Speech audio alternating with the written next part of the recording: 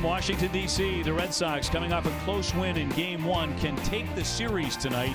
The Sox looking to continue their domination of the National League.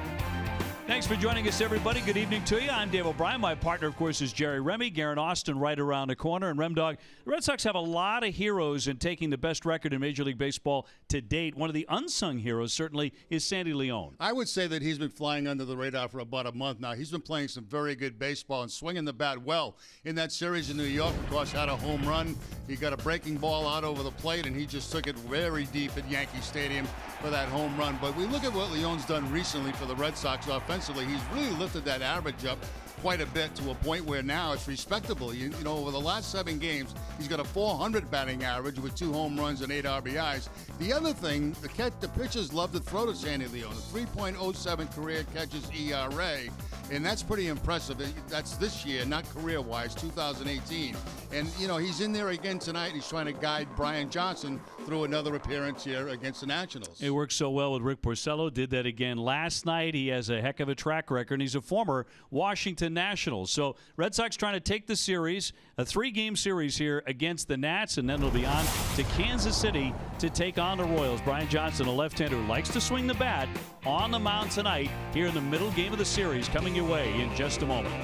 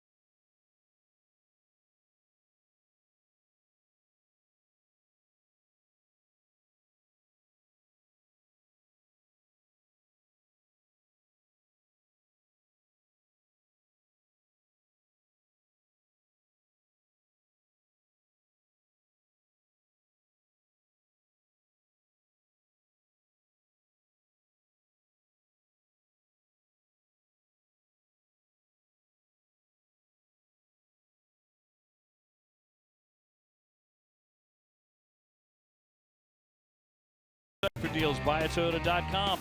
Dunkin' Donuts, America runs on Dunkin'.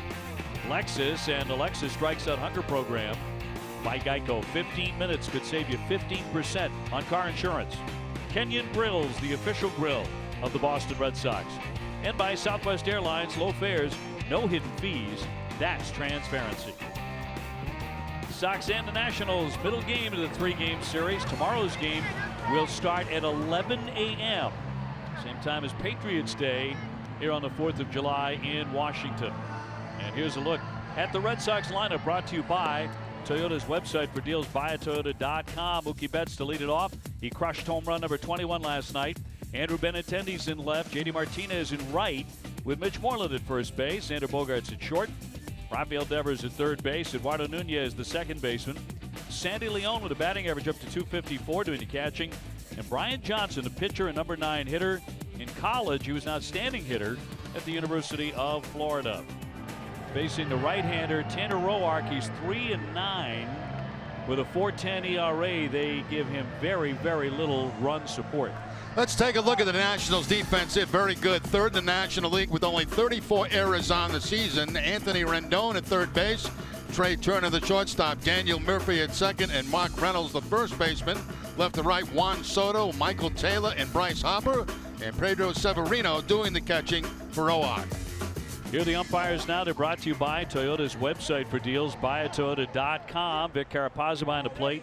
Jordan Baker, Jeremy Rehack, and Jerry Lane are on the bases tonight. And we're available. This telecast can be heard in Spanish by selecting the SAP button on your TV remote. SAP presented by Toyota. Visit compare2toyota.com to see Toyota deals not seen on TV. Buenas noches, amigos. And the weather tonight. Well, we've had a lot of weather in the area, but it looks like the showers that were headed this way for 6 p.m. have missed. It says 82 degrees. It's a very, very warm night as we get set for the first pitch from the right-hander Roark to Mookie Betts. Mookie's home run last night was gone at the crack of the bat. It traveled 430 feet. One of his deepest of the season, number 21. Roark right now working on a 4-game losing streak. The last time out against Philadelphia, lost that ball game. He's lost to the Yankees, Toronto, Philadelphia twice in this streak. To the shortstop, Turner. And from the dirt, slings it on to get him one away. Sox coming in 2-2 on the trip. Overall record of 57-29. They are 1 game up on the Yankees, who lost to Atlanta last night. But the Red Sox have 3 more wins than New York, 2 more than Houston. Astros have dropped 3 in a row. And here's Andrew Benintendi. He's hit a bit of a snag here lately. Batting average down to 280 with 13 home runs. Jerry, anything you're seeing lately with Benintendi is that batting average wasn't at 300 more than just a few days ago. At the time when he was around that 300 mark, he was getting quite a few hits to the opposite field. Pops that to center field. Taylor in. 2 fast outs. And then it seems like recently, Dave, some of that left field stroke has left him a little bit. And I think that may be one of the reasons that the average has slipped a little bit. 2 down for J.D. Martinez. Will check in at 324, 25 homers, 67 driven in. Leading the major league still in homers and RBI. Drove in 3 runs on Saturday against the Yankees. It's the second time that Roark's worked against a Red Sox club. The last time was way back in 2015. That was out of the bullpen. Making his first start ever against Boston. There's the shift that you can see on J.D. Martinez.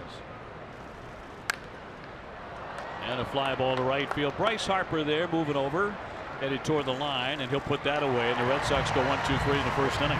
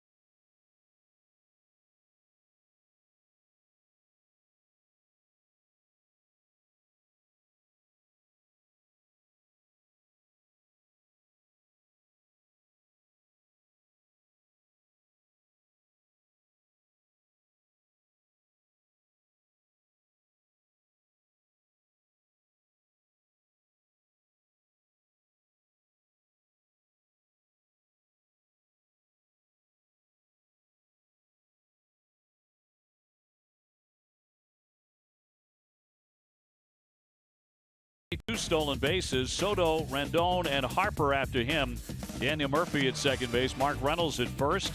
Michael Taylor in center. He's got 23 thefts, followed by Severino and then Roark, the pitcher.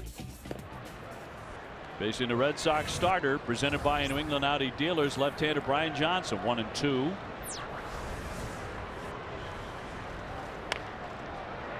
Little loop to center field, charging in Mookie Betts. That's going to drop down for a base hit. So Turner is on, and with him, very good speed here in the first inning. The Red Sox defense is brought to you by Southwest Airlines. They are 5th in the American League, 42 errors on the season. Rafael Devers will be at third base, Xander Bogaerts the shortstop, Eduardo Nunez at second, and Mitch Mullen the first baseman. Left to right, Andrew Benintendi, Mookie Betts, and J.D. Martinez. Sandy Leon doing the catching for Brian Johnson. Well, here's one of the rookies that everybody is talking about. Juan Soto, just 19 years old, 313, 8 home runs, and man, does the ball come off his bat.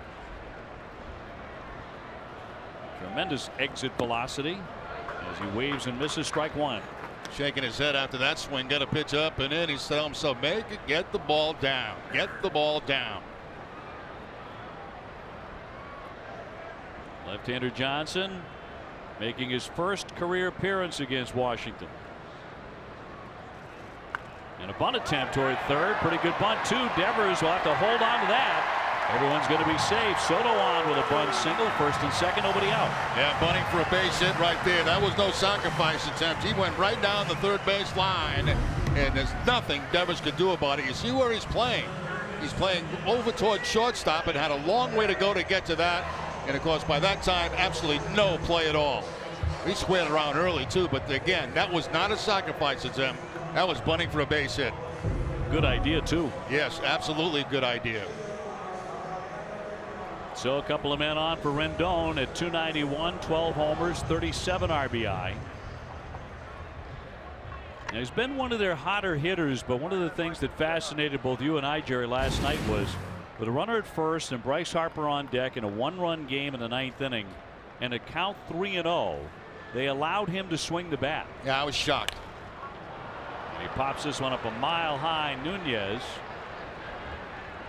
underneath this with the infield fly in effect. He's got it for the out. Rendon very aggressive, and he pops up the first pitch. Now they got a lot of guys who are pressing right now because they're just one game over 500 and they're supposed to be a playoff team. Now the thing about it is, I mean, he hit the ball hard, you know, but it was of course at Benintendi out there in left field. But I was stunned 3-0 that they gave the green light. Especially, I know Harper's average is not there, but Harper could win a game with a home run. And in his previous at bat, hit one 439 feet. Yes.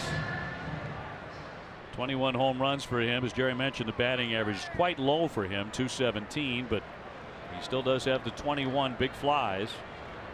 No score here in the first inning, but a threat right away for the Nationals.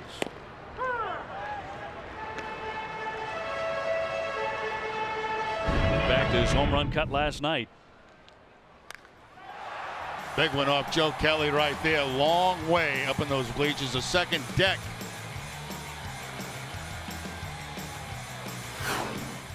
'15 National League MVP fouls that one away, and it's 0-2. Murphy on deck. He was 1 for 4 with that, his only hit last night, but he absolutely smashed it. Murphy hit one out too. They hit 3 solo home runs for all of their runs. They didn't have a Rick Porcello in their lineup. No. And the Red Sox did, and he had a gigantic hit. I don't know what the big deal is about signing J.D. Martinez, because didn't they realize Porcello could hit like that? Could be the DH. Pretty obvious. I mean, come on. First RBIs in about 9 years, but legitimately smoked that 96-mile-an-hour fastball from his good pal Scherzer. And a cut and a miss, and Harper goes down flailing away as he fans for out number 2. That's the 86th time this year that Harper has struck out. Fastball outside part of the plate to get him to swing and miss. Good location right there for Johnson, just off the outside edge. Well, every time a Red Sox pitcher strikes out a Nationals batter, Lexus will donate $50 to the Greater Boston Food Bank. So we'll see how big the strikeout is from Johnson. Now goes after Daniel Murphy, hitting .203 with a homer, 7 runs batted in. 2 for 4 with a home run last night. That's down the line. Benintendi with a long run, foul ground, dives, can't get it, but into foul territory, and he was up against that side fence. Nice effort by Benintendi, going to the warning track and diving after that ball that was in foul territory. Actually, the glove looks like it goes underneath the padding of the wall right there, and he hits the padding of the wall with his right shoulder.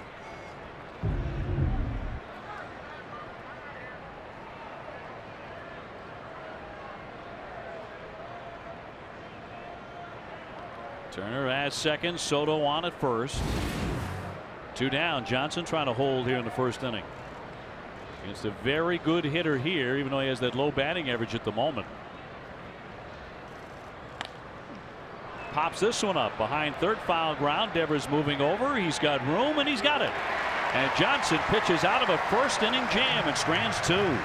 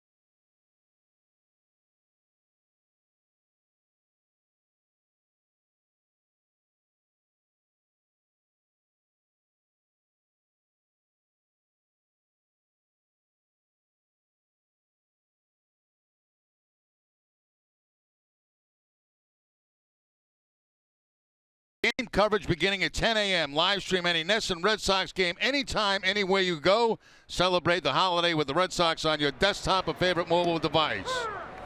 Visit NESN.com or download the NESN Go app.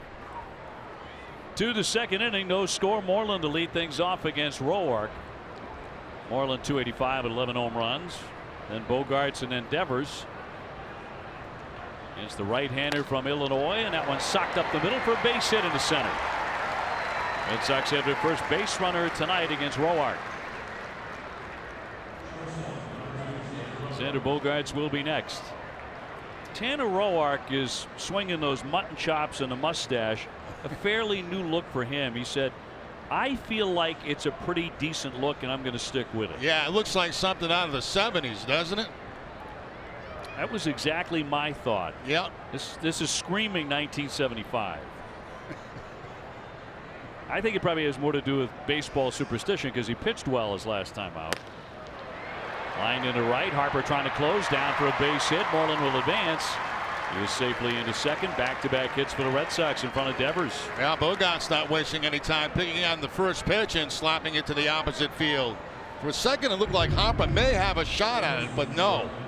It's like a little cut fastball or slider there that time from Roark, and the other way goes Xander Bogaerts. Safety first out there for Harper early in the ball game.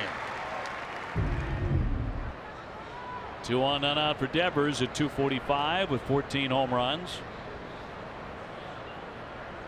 5 for 5 with the grand slam on Saturday, of course, against the Yankees. Since then, he's gone 0 for 8.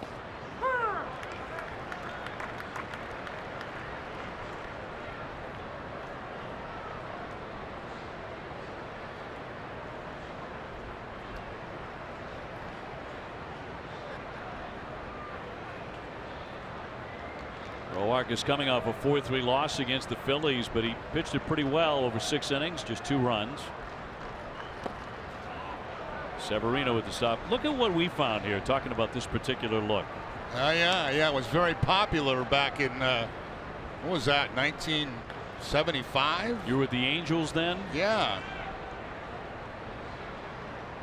Rookie league, rookie all-star rookie, whatever they call it, all rookie team. A 1-1 little dribbler back toward Roark. He'll gun down to second to get it out there, and he'll hang on to it, so they're going to be safe on the corners. Let's see what else we found here. Talking about Roark. Oh, here's another. That was a bad morning in New York City. I can tell you that. It's like, you know, you're out all night in New York. You get to the ballpark, you feel lousy, and this guy yells at you, "Hey, I'm with Tops. You want to take a picture?" Do I look like I want to take a picture? You look like you want to punch someone in the mouth. Was that a Studio 54 night? Who knows? I have no recall. I'll bet there's a story behind it, though. Here's Nunez at 250 with 5 home runs. That's about as miserable as you can look. While having your picture taken.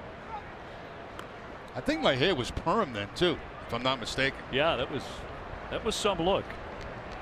The other one looked like you could have been a guitarist with the Eagles in like 1975. Yeah. I think I was looking pretty good then. Very sharp. Leone on deck. No score here in the second.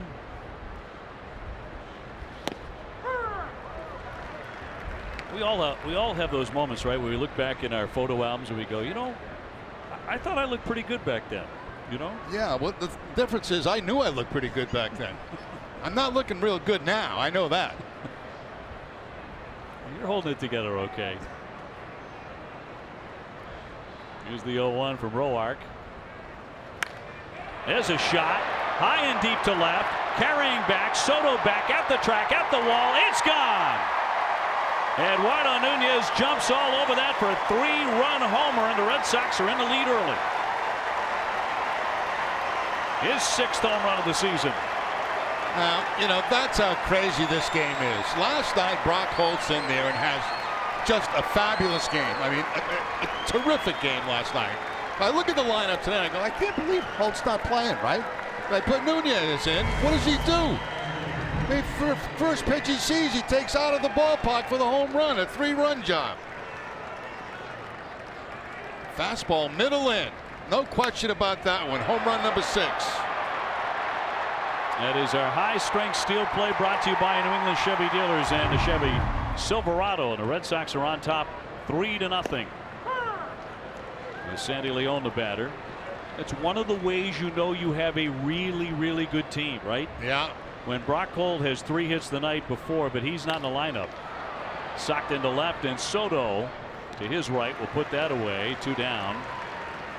Speedway donating $500 to Boston Children's Hospital for every Red Sox homer. And don't forget, all summer, stop by your local Speedway and quench your thirst with a refreshing Speedy Freeze.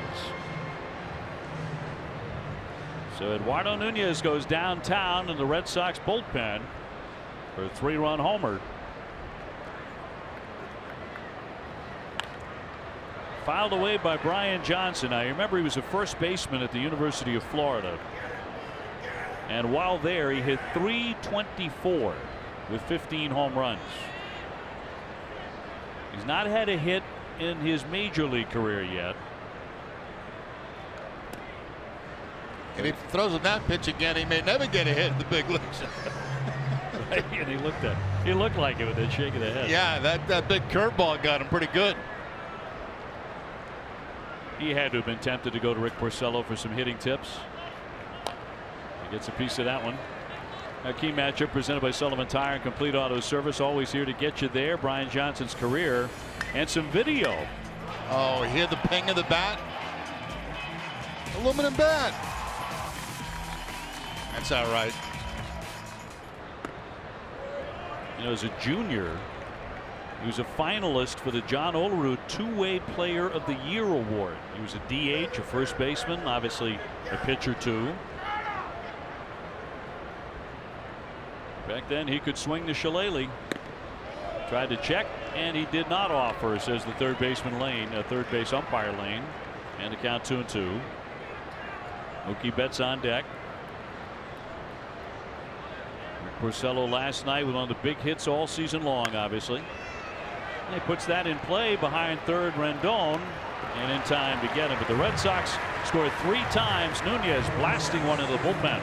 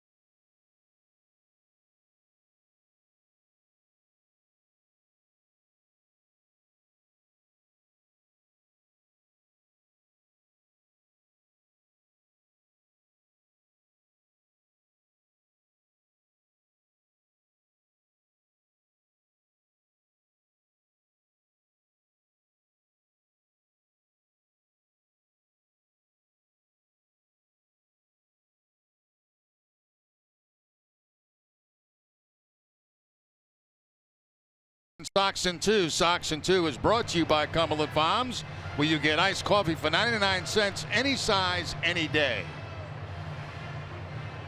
Red Sox Nation was pretty darn loud here last night, particularly when Mookie Betts hit his home run. 430 feet. And many Red Sox fans in attendance. They're expecting to sell out tomorrow as well. The 11 a.m. first pitch, Eduardo Rodriguez. Eric Fedde will be the opponent, the right-hander, again at 11:05 in the morning. So join us early. And the Red Sox will be heading off to Kansas City to take on the Royals. An off day on Thursday. So it'll be Reynolds, Taylor, and Severino up against Johnson here. Time for a twisted but true moment. And last night, Rick Porcello became the first Red Sox pitcher to record 3 or more RBI in the same game since Sonny Siebert knocked in 3 against the Orioles September of '71. Twisted tea tastes like real iced tea, and the smile was something else. He couldn't help himself when he got out there to second base. So look who he's hanging out with. Tim Hines, the hitting coach. All of a sudden now he's hanging out with the hitting coach. I gotta tell you, I mean, I know they're all professionals, and I know that they always say, well, you throw a 95, 96 mile an hour fastball, if it's down the middle, a guy's going to hit it. But Rick Porcello hardly ever swings the bat. Exactly. I think it's an indication of what a good athlete he is. Be able to step in and do that. Mark Reynolds leading it off, 245 with 7 home runs. I'm getting more tips just in case that occasion comes up again later on in the season. Next thing you know, we'll be going into the launch swing. You know. talking exit velocity. Yeah, exit velocity. Taylor on deck. Red Sox with a 3-0 lead thanks to the Nunez blast.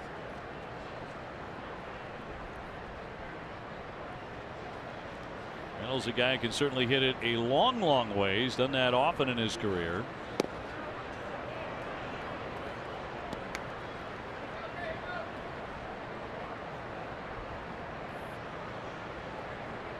That young man Taylor has 23 stolen bases already.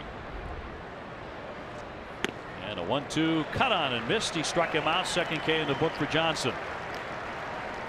Time for our Xfinity X1 report. Let's get down to Garen Austin. Hey, Garen.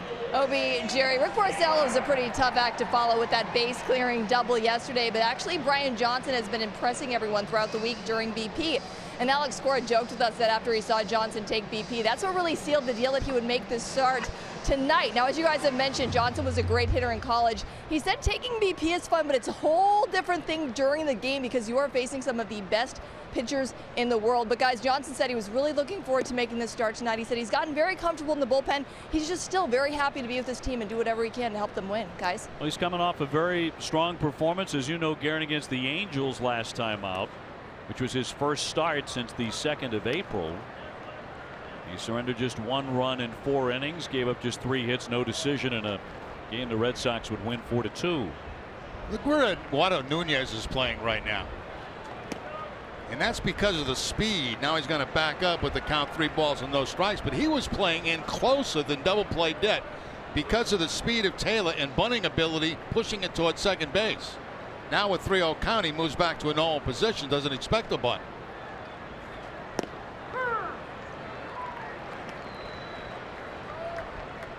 You know, this is a part of the order that Johnson really ought to be able to take advantage of. Taylor, a 238 hitter, Severino 167, and then you have the pitcher up.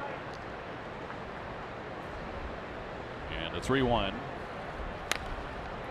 Now 3-2.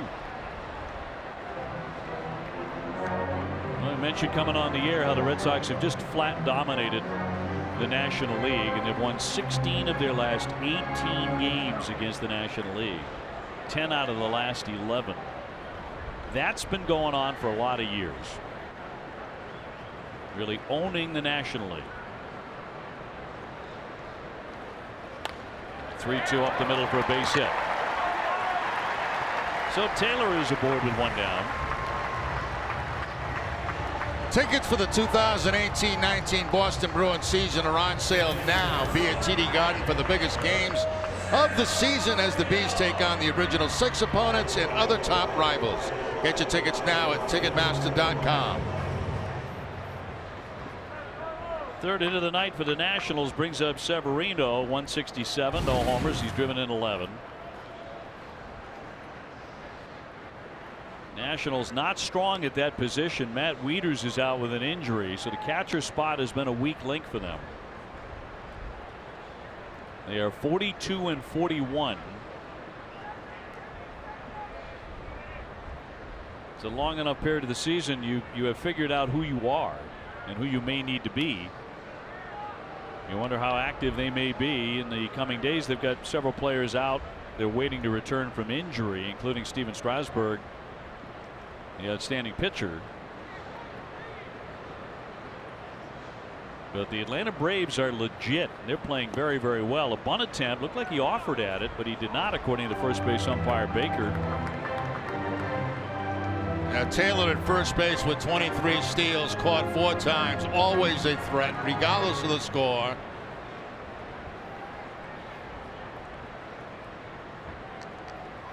Roark, the pitcher, on deck.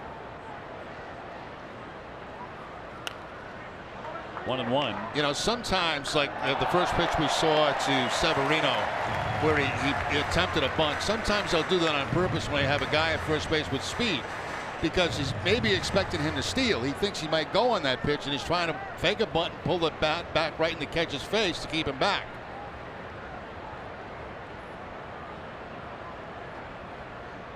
Taylor, pretty good lead. He's running. Here's the throw down to second base. The tag, and he is out. Cut down by Sandy Leon. Taylor out at second base. 2 gone. What a throw by Sandy Leon. Let's see if they're going to look at this, but certainly Taylor wants him to.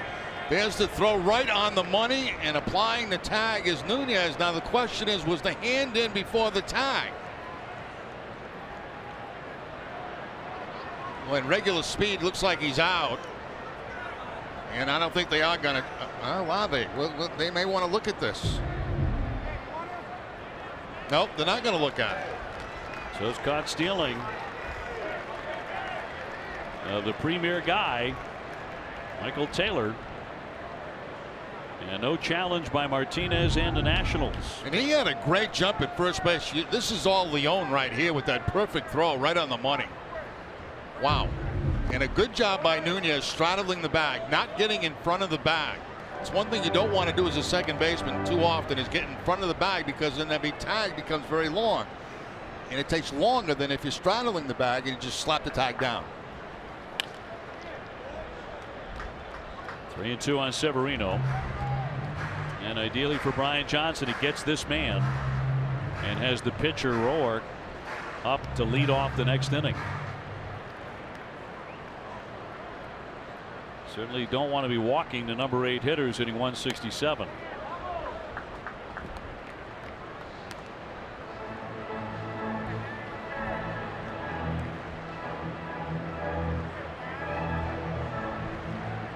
Red Sox leading the major leagues with 57 wins. And they own the highest winning percentage in the big leagues. Just over 66%. Here's the 3-2. And he does walk it. Tried to come inside and crowd Severino, but he puts him on, so Roark will bat with 2 down and a man aboard. Now some notable injuries for the Washington Nationals, and a number of games that have been missed, including Ryan Zimmerman and Matt Wieters, along with Strasburg and Howie Kendrick.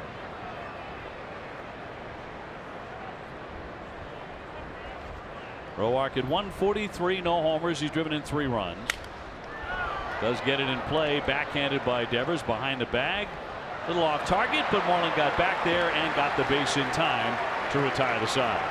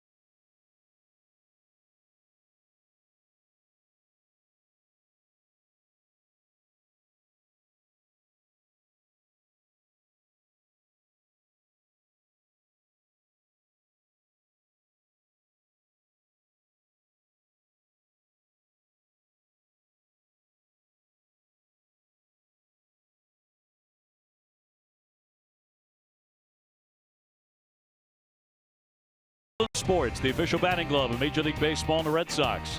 Digital Federal Credit Union, what can DCU save you? Your local Buick dealer. KM Together We Grill. Your local New England Ford dealers. And by Southwest Airlines, low fares, no hidden fees. That's transparency. Another warm night here in Washington, D.C. Red Sox have a 3-0 lead on the Nunez 3-run homer into the bullpen. It'll be Betts, Benintendi, Martinez against Roark. Mookie 0 for 1. He's grounded to short. Last night he threw out Daniel Murphy at third in the second inning and blasted a solo home run in the 7th inning. It was the 7th time in his career he's homered and recorded an outfield assist in the same game. That's the most in baseball over the last 3 years, doing that on the same night. Putting the talents together.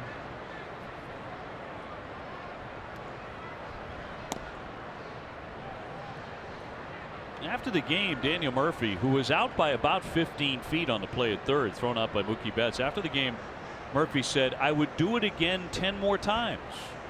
I'd do it every time." Well, then he'd be out 10 more times because he was not even close.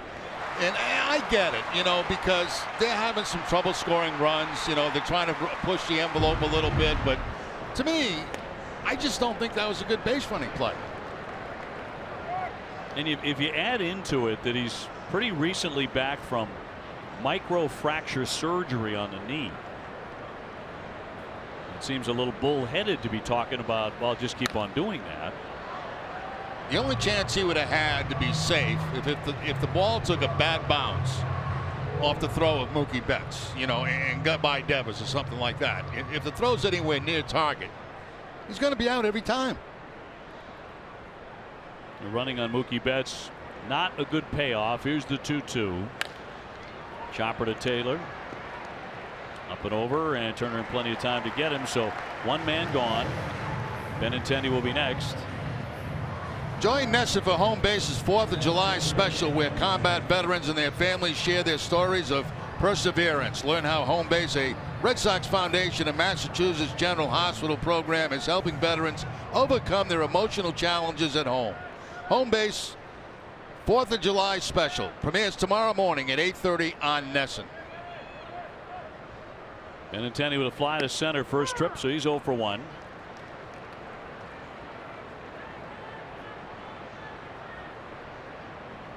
Hasn't played in many interleague games. He's played in just over 30, but he's a 300 hitter in them. Trying for a base hit there, but snagged by Murphy on the spin. He'll get him, and they're 2 away. That's a nice play there. That looked like a base hit. And Daniel Murphy able to cover the ground to his left to get Benintendi at first base. Ball leaves the bat. Looks like a hit. Off-speed pitch. He was out in front of it a little bit, but there's Murphy. Little spin around action. You can do that at second base. You got plenty of time. Short throw. Here's J.D. Martinez, 0 for 1, fly to right field.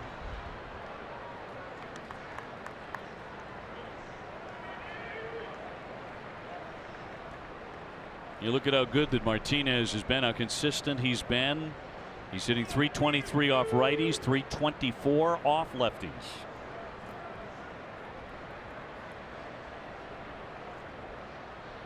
He does not discriminate. The 0-1. Hammered behind third foul.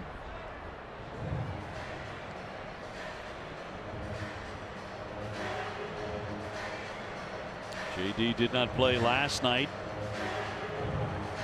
And the Red Sox win. I think one of the better wins of the season. Well, it's certainly one of the most exciting in the first part of the ball game when Porcello got that double. And a lot of drama late. They had a tying run on in the 9th inning. Kimbrel had to come on in the 8th inning. Did he offer? He did, according to first base ump Jordan Baker.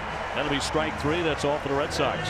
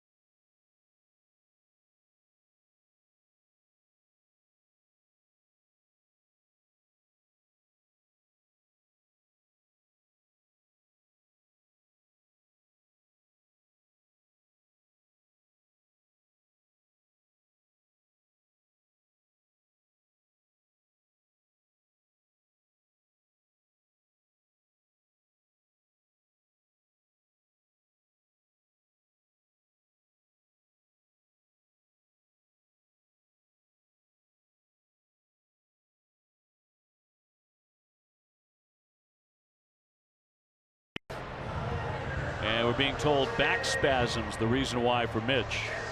Mitch Moreland out because of back spasms, so he wound up with a base hit, scored a run. For Brian Johnson, who's hit 3-0. Trey Turner to lead things off here. Last half of the third inning in Washington. I was talking about Nunez before.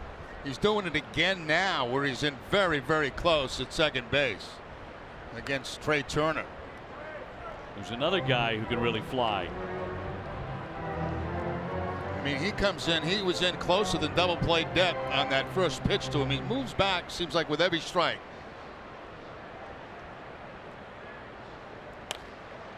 Popped him up. Off third, Devers a play. Out number 1. So one gone. Soto on the way up next. Ace Ticket is Boston's trusted source for tickets to all Red Sox games and concerts at Fenway.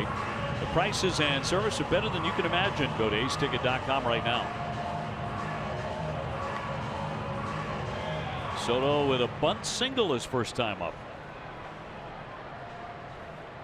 Nationals had a quick threat. First 2 men had base hits against Johnson, but then he got 3 good hitters in a row. See if that first pitch counts because the batter just backed out of there. Yeah, didn't get time either, so it does count. Should be 1-0. Rendon on deck.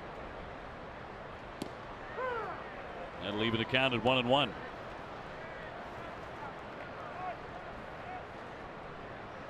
Eight home runs for the 19-year-old since they brought him up. Up the middle from the outfield. Nunez off balance, and he's going to get him a fine play. Eduardo Nunez with a rangy play for out number 2. Now what helped him on that was his throwing arm, because he was back on the grass, as you can see right there. That increases his range obviously, but makes the throw a lot more difficult.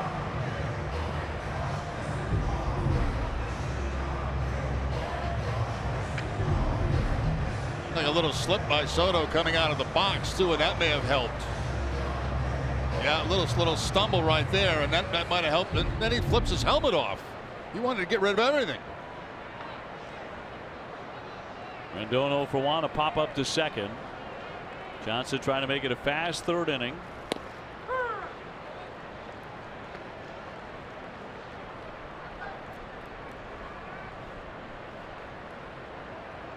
Rendon at 290 with 12 home runs. The last 17 games he's hitting 388. And thus the green light last night against Kimbrel in the 9th inning. And he did hit the ball hard. He hit a taser to left field. It was caught by Benintendi. And that ended the ball game 4-3 Boston. Harper on deck. 2-2.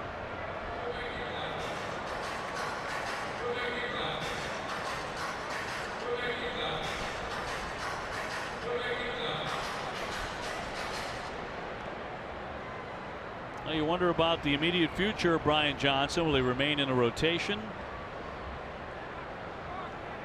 Filling in for the ailing Stephen Wright at the moment. We saw Drew Pomeranz back at the team hotel, returning to the ball club earlier this morning, but he gave up 4 home runs yesterday. Yeah, he got roughed up in a rehab start. Here's the 3-2 on the way. Popped up foul off first. Pierce over, but watches that sail into the stands. Stephen Wright, after visiting the doctor that Dustin Pedroia is visiting, and is going to be up there in New York for what, about a week, getting checked out. Both of them had the same procedure. They're at very different stages of recovery, though. Here's the 3-2. Hammered foul.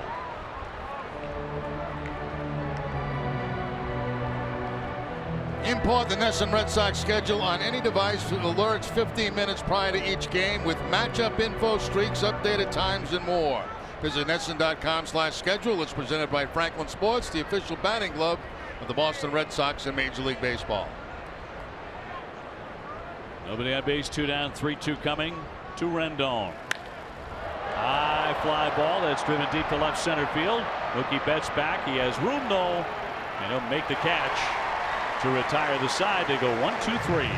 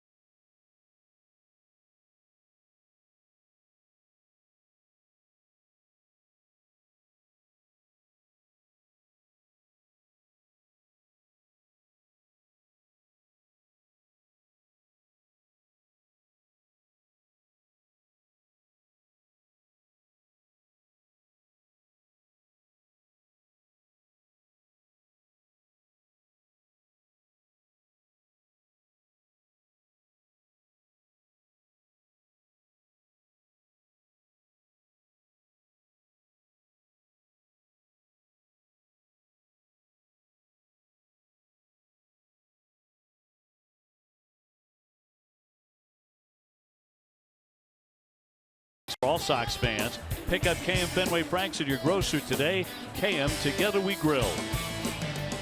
4th inning. Red Sox up 3-0. And Eduardo Nunez depositing a deep fly into the Red Sox bullpen for a 3-run homer. And now Steve Pearce batting for the first time tonight. In from Moreland, and he stings that one to left field. Soto's back to the track, and that ball is high off the wall. It caroms back. Pearce to second base. He'll stop there with a double, and it was inches away from getting out of here. Well, he's done nothing but swing the bat since he's been in the lineup for the Red Sox. First at bat of the night. Oh, just missed a home run out there in left field. They got the shift on in the infield. He pulls the ball, as you can see. Back goes Soto. He looks up, and it's just right off the top of the wall.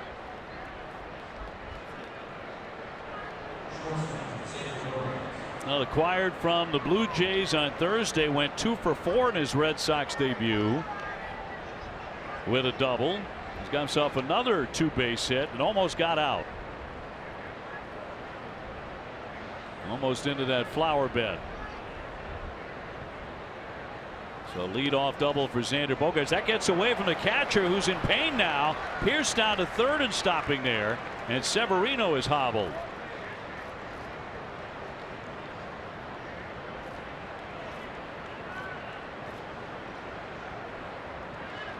He went down quickly. Take a look. Yeah, let's see where this got him. Bounces up and gets him right off the inside of the shin guard, it looks like, and he just dropped. Roark looking at the runner, or Roark looking at the runner to see where he's going. He's going to third base, but nobody would find the baseball. He's up now. Took a nasty shot to the knee on the wild pitch.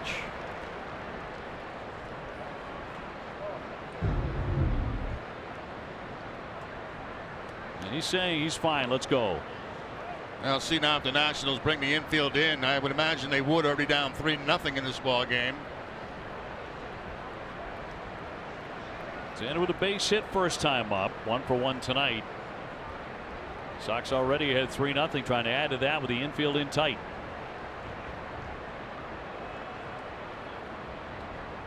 And snapped an 0 for 9 for Xander with that second inning base hit.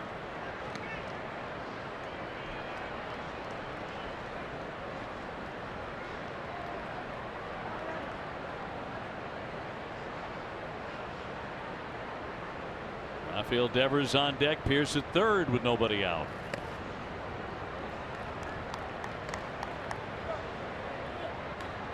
Roark has been a very successful pitcher here over the years for Washington. He doesn't get a lot of publicity because they've had the Scherzers and guys like that in their rotation, Steven Strasburg, but this guy's had some really big years. Kind of quietly. He'll toss ball forward. He's gotten 15 and 10, 16 and 10. Last year he won 13 games. He's been quite reliable. But now he's in trouble, first and third for Rafael Devers. Now the infield will go back in the first and third situation, try to get 2 outs and on a ground ball to minimize the damage here. And they would concede that run from third and Pierce. Nobody out. Devers reached on a fielder's choice in the second inning and came in to score.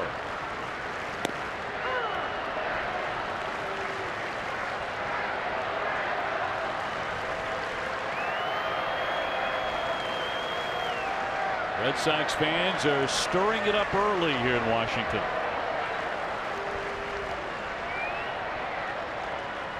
Oh, 1 hammered foul. Yeah, this last night, this crowd on the road for the Red Sox was almost like playing at Fenway Park. I mean, it really was. And we get a bunch down in Baltimore. We go there, but and they're very loud when they go to Baltimore. But I mean, when Porcello hit that double last night, this place was going crazy. And Mookie, when he hit his home run. Jerry, I'm sitting in the camera well, and several cameramen from here were complaining about the amount of Red Sox fans and how they've overtaken the ballpark. Well, I think they have a right to do that if they can get a ticket. They sure do. And you know, you think about it, what a destination to come to really on the 4th of July. Washington, D.C. The Red Sox happen to be here. You get a chance to see 3 games. You know, it's kind of like a mini vacation, right? I spoke to a couple of groups today. The Massachusetts congressional delegation. Excuse me. And they were by invitation only. Sorry. And the Red Sox destination group here at the ballpark today. Brock Holt was the featured guest, and those were both big groups. And you want to talk about enthusiasm for this Red Sox team. What did you talk about today? I'm dying to know. We talked a lot about you, actually. They talked a lot about our drive down from New York. Everyone wanted to know who eventually drove us down. Oh, really? And did we hit a couple of barbecues? They were dying to know. 1 down, runners at first and third. It had to be kind of cool to meet everybody, though. Oh, it's great. Tremendous. And, you know, as you pointed out, you go to Baltimore and you got a lot of fans from the area who don't necessarily get up to Fenway. But you also have fans from the Northeast who do travel down here, and they make it part of their vacation. And they're doing that right now in this ballpark in a big way. And he has crunched a 3-run homer in the second inning. He grounds out to second base. Murphy, the second one on to first. They will turn the double play. Another run comes in to score. Pierce touching home plate. That was at the end of the inning for out number 3, so they did not get that run, and now it is 3-0 Boston here in the middle of the 4th inning.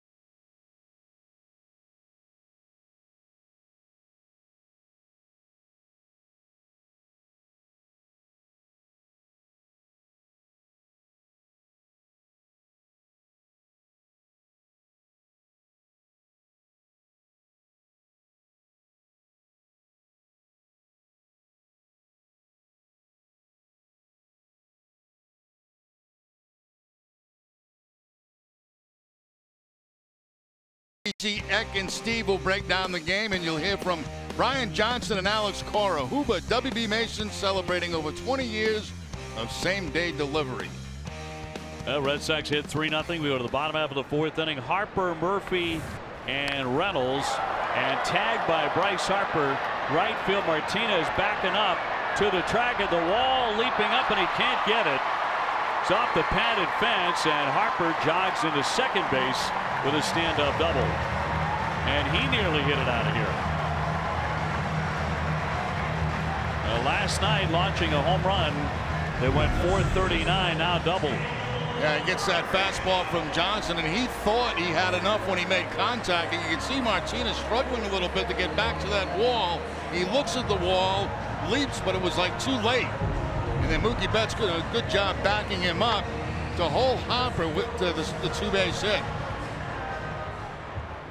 So Murphy will be next, 0 for 1. He's popped up as Martinez checks his defensive chart on Murphy. A layoff, strike one. In 2 seasons here with Washington, he's earned 2 National League All-Star selections, and he's also been awarded 2 Silver Sluggers. And the 0-1. That just missed. Home plate up is Vic Carapazza here tonight for game 2. So Harper down to second. First couple of innings, Brian Johnson was challenged. He allowed 2 hits in the first. Nothing came of that. A base hit and a walk in the second inning. Hot shot up with it, Pierce. He'll take it to the bag for the out. Down to third, Harper. Out number 1. And let's go downstairs to Guerin. Obi, Jerry, World Cup fever has taken over the Red Sox clubhouse. Every guy in there has been glued to the TV, and it's not just the players, it's the coaches, the training staff. Now, the team got into the World Cup spirit on their flight from Seattle to Minneapolis when they all wore World Cup jerseys. But every time you go in there, guys, they are screaming, watching the TV. There's a lot of excitement. And we've talked a lot about the big soccer fans in the clubhouse, Xander Bogaerts, Eduardo Rodriguez, and Sandy Leon. But, guys, I'm a little bit worried to talk to Rodriguez. I know he was pulling big time for Colombia. And on the subject of theme flights, guys, tomorrow it's red, white, and blue. And some of those outfits are a little crazy. It's going to be an interesting one tomorrow. Yep, on to Kansas City. And the Red Sox will have Thursday off. Xander Bogaerts pretty serious into the soccer. And today, England with a stirring win on penalty kicks. That one ripped into left field, a base hit. That'll chase in Bryce Harper and put Washington on the board. That'll make it 3-1. Mark Reynolds with his 13th RBI. Now Reynolds jumps on the breaking ball that time from Johnson, hits it very hard past Xander Bogaerts' shortstop, and the Nationals on the board. There's that curveball right there. Had a lot of home plate. That ball just exploding by Bogaerts. Harper comes in to score the run. Here's Michael Taylor, base hit his first time up, and then was caught stealing. Nationals are getting some hits. They have 5 hits in the early going. 2 more here in the 4th inning against Johnson.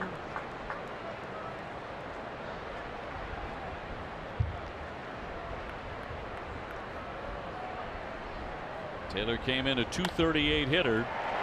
He's got a couple of knocks in this one, though, past the diving Xander Bogaerts into left field. So he's 2 for 2. There's another hit on a breaking ball that time. Once again, the curveball from Johnson, almost in the exact same spot where Reynolds hit it.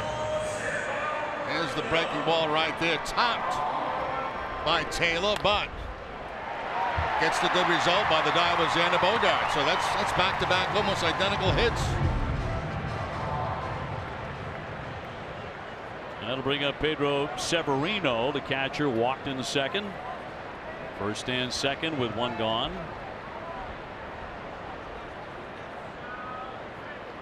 And Johnson looking for a double play ball. In there for strike 1.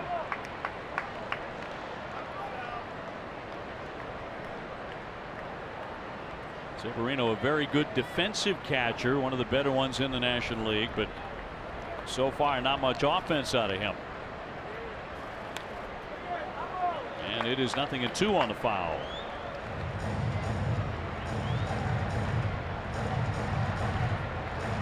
Bryce Harper with the leadoff double. He's come on in to score on a base hit by Reynolds. Roark, the pitcher, on deck.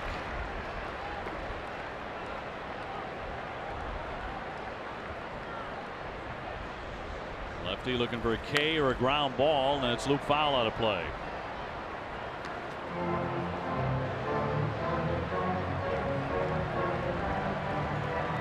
Left-hander Eduardo Rodriguez going tomorrow morning at 11:05 a.m. on what will be getaway day for the Red Sox, heading on to KC.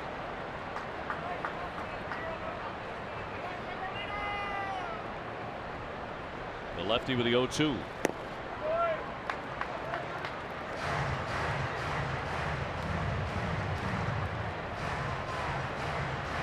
Red Sox beating one of the great pitchers in all of baseball here last night in Max Scherzer.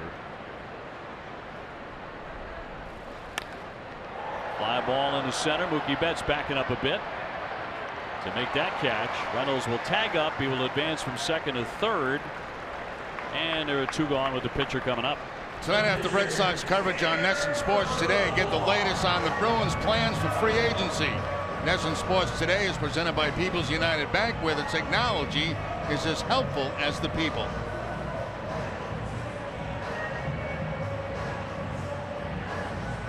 Roark did put it in play first time up. He grounded to third base.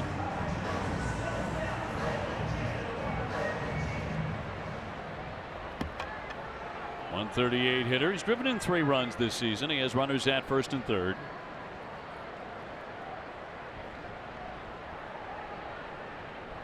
Red Sox with the 3-1 lead, but the Nationals getting on the scoreboard here in the 4th inning.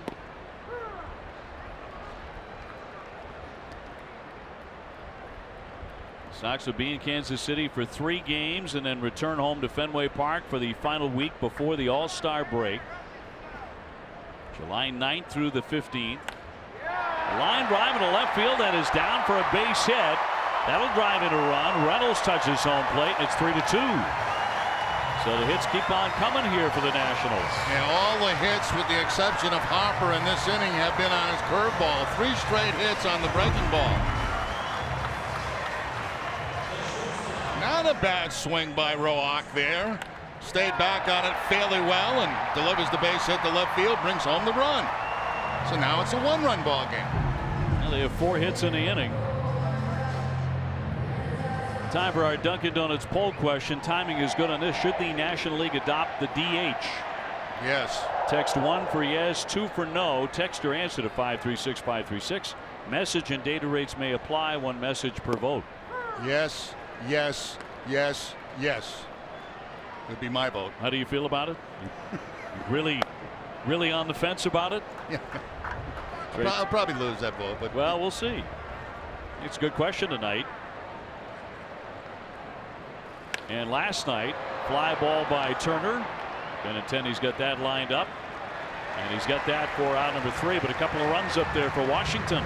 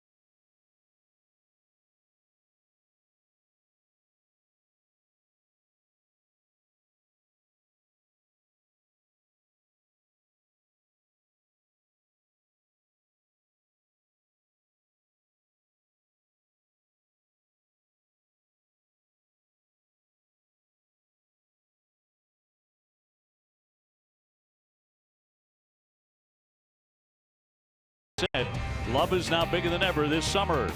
Telescope Casual Furniture, proud sponsor of the Jimmy Fund Radio Telethon Backyard Barbecue. Toyota's official website for deals, buyatoyota.com.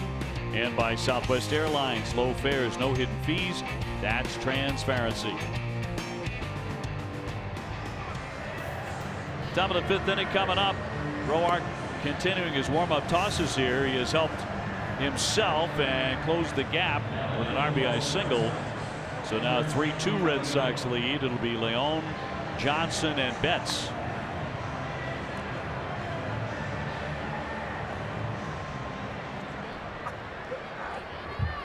Talked about it last night. All the construction going on around this ballpark. It is absolutely amazing what they've been building around here. Apartment buildings, office buildings. We counted, like, from this vantage point, 11 cranes up there. Yeah. Sandy Leon lined out to left first time up. On to the fifth inning. 3-2 Boston. Sandy swinging a very good bat here in recent games. 321 his last 25 games.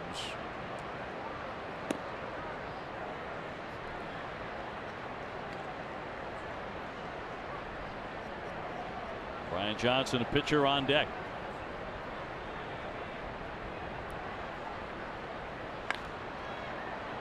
Popped up down the left field line. Soto cruising over, but that's going to be off into the stands. Tomorrow morning at 10, don't miss Red Sox first pitch, presented by Joseph Abboud, available at Men's Warehouse. TC, Eck, and Steve will preview the series finale between the Red Sox and the Nationals. 1-2 on Leon. And foul tipped to the mitt and held by Severino. Down he goes, one away.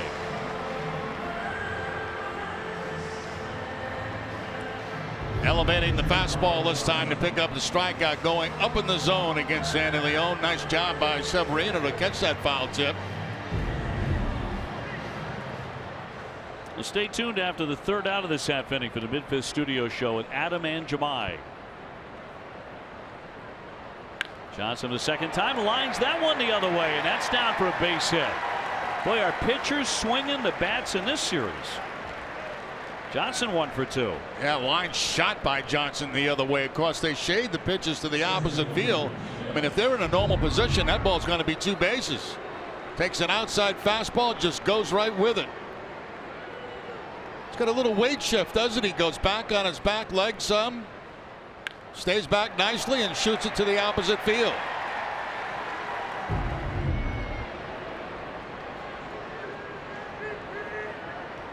So the Sox now with 5 hits. First major league hit for Johnson. The 3-run double last night for Porcello. Roark himself has a run scoring hit. That stings that one, but foul off the line. Mookie 0 for 2. He's grounded out twice to the shortstop.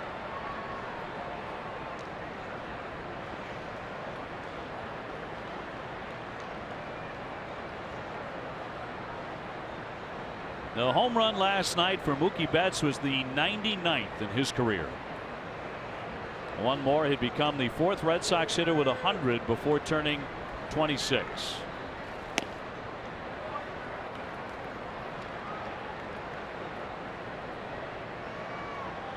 And the 3 who did it: Tony Conigliaro, Jim Rice, and Ted Williams.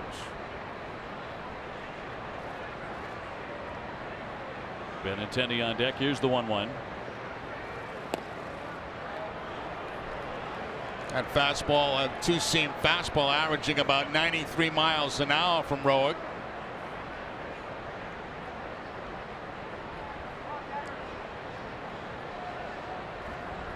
Two balls and 1 strike. Johnson, a base runner. 2-2. Ooh, that's one I think Mookie'd like to have back right there. A fastball, 2-seam fastball out over the plate at 93 and fouled it straight back. That's a pitch that he generally drives somewhere hard.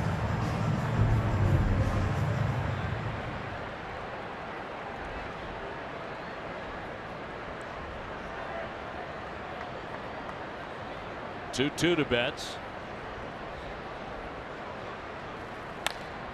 Up the middle, of base hit. Brian Johnson advancing to second. Mookie's first hit tonight. He's 1 for 3.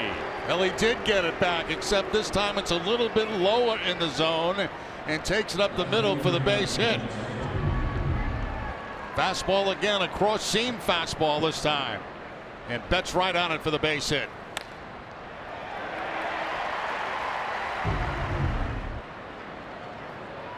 Mookie has to be careful with the pitcher at second base running. You don't want to overrun him. You got to be very, very careful as a trail runner.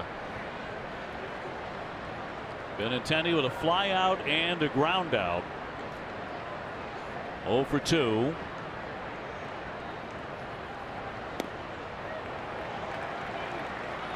Right now scuffling a bit with the bat. Average down in the 270s.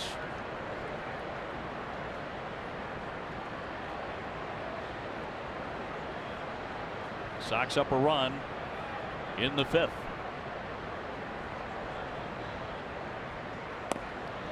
And he will look at a ball.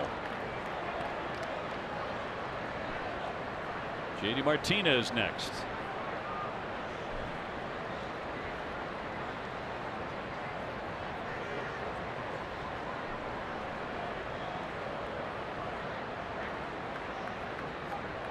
And Roark with a 1-1. Slash foul on a play.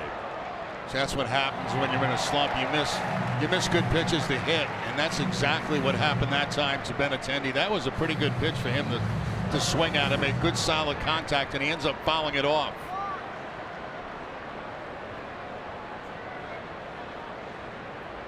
Sox leading the majors in runs, hits, and doubles. And a number of other offensive categories. Here's a base hit the other way. Johnson to third.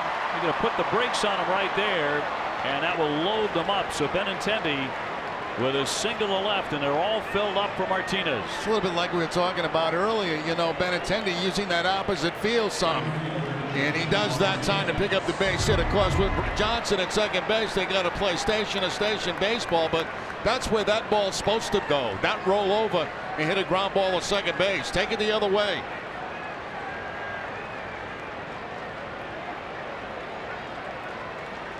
There's Johnson picking up the third base coach. Fabulous. He's telling him to hold up, and a wise choice. Well, now no place to put JD Martinez, the #1 man in homers and RBI in the majors. 0 for 2 tonight.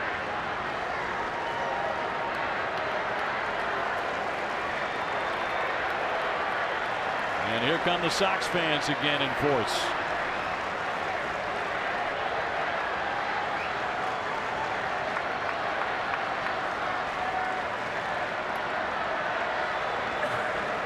Severino would like a mound visit.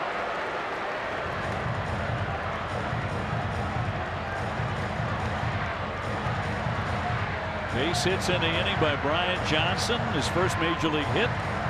Mookie Betts and Andrew Benintendi.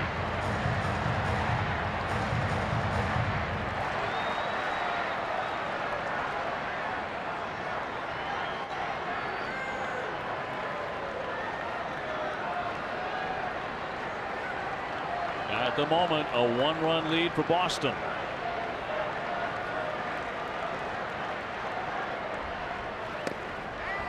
He'll take ball 1.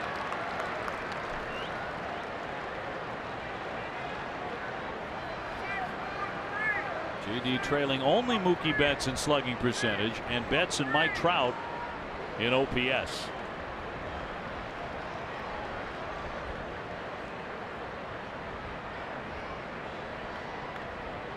Roark with a 1-0. There's a base hit to the left. Johnson is in. Here comes Mookie around. He's going to score. JD Martinez, RBI 68 and 69, and the Red Sox lead it 5-2.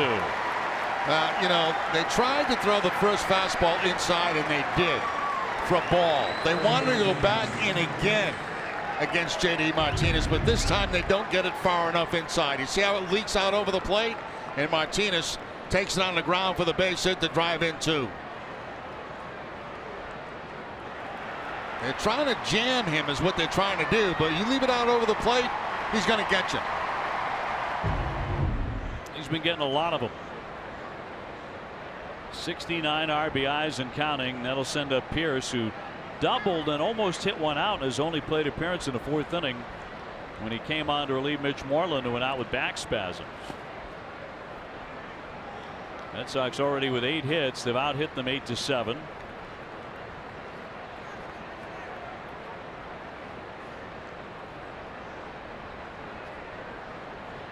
And Pierce with an opportunity to add on with Benintendi and Martinez on.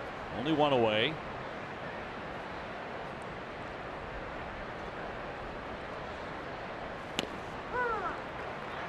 On the corner. 1-1.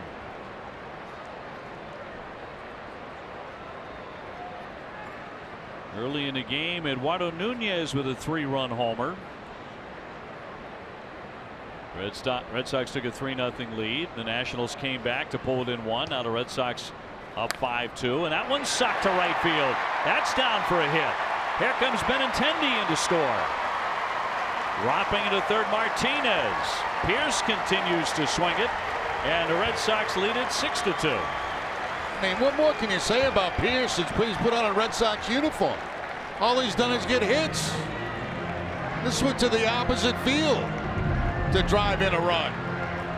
2-seam fastball that comes back out over the plate, as you can see right there, and up over the head of the first baseman. Benintendi coming around. He has no problem scoring. The Red Sox with 5 consecutive hits. And all singles, first and third. Xander Bogaerts next. He's not made it out tonight. He has a base hit, and he's taken ball 4. All those hits that they have, the 5 consecutive, all have been on fastballs. Well, they all came after the strikeout of Sandy Leon to begin the inning. Brian Johnson, the man who got it going with his first big league hit.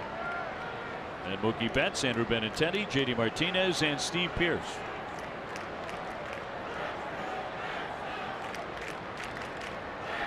Only one gone.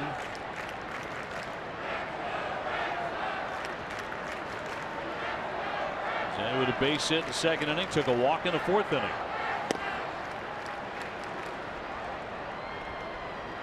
So the Sox have opened up a 4-run lead here in the 5th.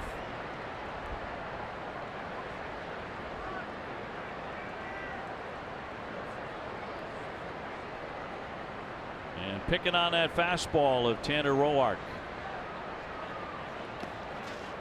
2-0. And one reason they can sit on the fastball is because he's having trouble tonight getting his breaking stuff over. And his fastball by no means is overpowering.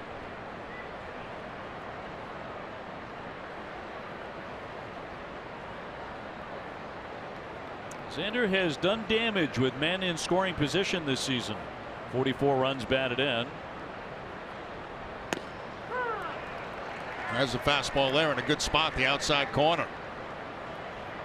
Something you don't want to swing at when it counts in your favor, 2-0.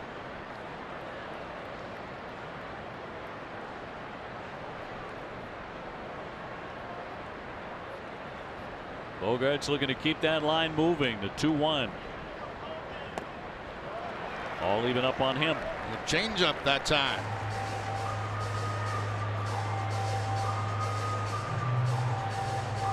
Bogaerts, the 7th Red Sox batter in this inning.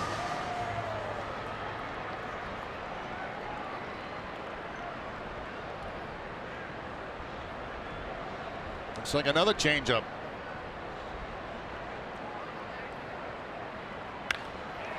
Fly ball center field. That's well hit. Taylor racing back. Still back. Still back. It's gone. Home run to dead center field as Bogaerts crushes it. And the Red Sox are running away early here in D.C. Xander with number 13 up onto the batter's eye.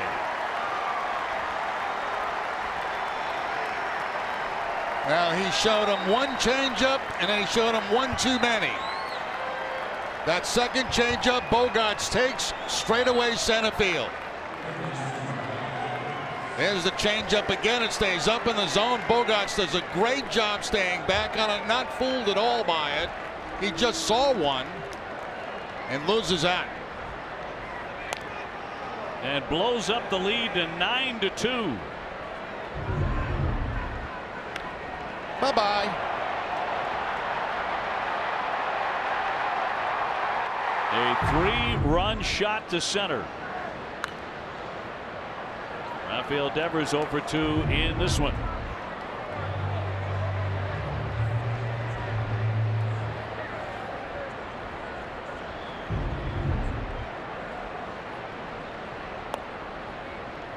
We mentioned that with runners in scoring position, Xander Bogaerts has done damage. With men in scoring position, his slugging average is .658. So he gets downright mean with a run at second and third. Sprawling forward is Rafael Devers.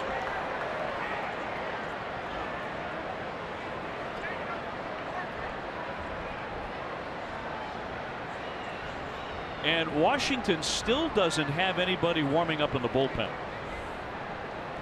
That's hard to believe. And I know their bullpen is tired, but Roark is out there getting beaten up. 9-2. This is like one of those, take one for the club games. Yeah, big time. It's a 5th inning. Red Sox with a string of 6 consecutive men reaching on a hit. None more dramatically than Xander Bogaerts with a 3-run bomb. Nunez, the man who really got it going with a 3-run homer in the 2nd inning. And he's on deck. And that's going to be ball 4. So Devers is on, and Roark's issues continue. They got to get somebody up, don't they? Yeah, they've got to. I mean, this is not fair to Roark. I mean, he's got nothing out there right now. Absolutely nothing. Red Sox bombing away on him. Now finally they go to the phone, and somebody's going to have to get up. Maybe a coach. Here's Nunez.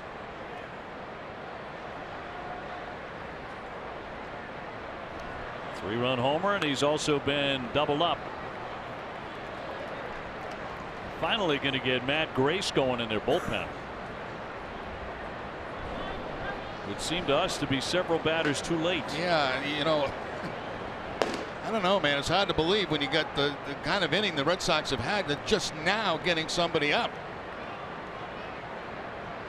Last 7 Red Sox have reached base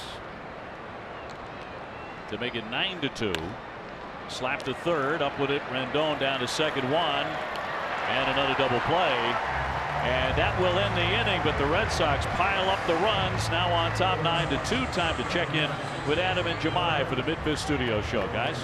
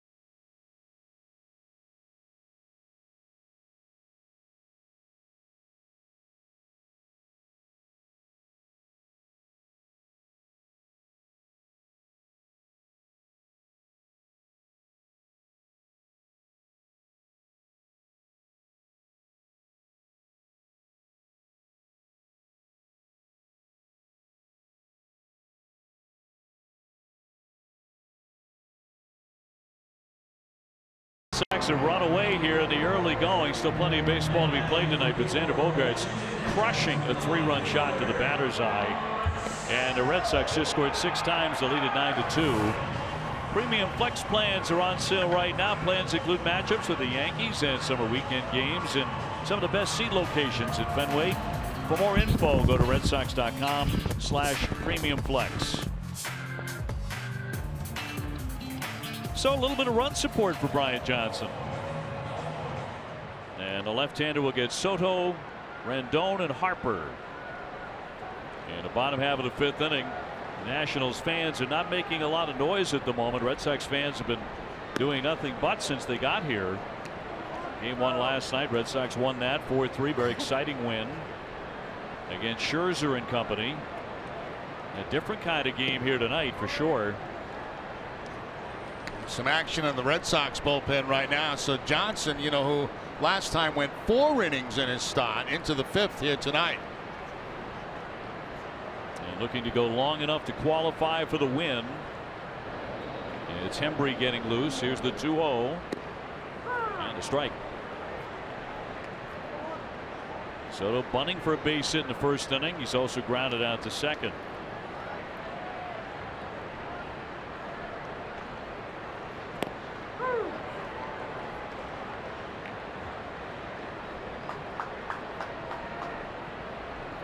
Yankees and the Atlanta Braves have gone to the 2nd inning. It's 2-0 New York. In that one, Sox have a 1-game lead coming into play tonight. Well, that's a good Atlanta Braves team, isn't it? Yeah, I was impressed when we had a chance to see them back at Fenway Park. They've ripped off 4 consecutive wins. They have a 3.5-game lead in the NL East over Philly. Red Sox have yet to play the Phillies. Punch to Devers. He'll scoop and fire. 1 away in the 5th.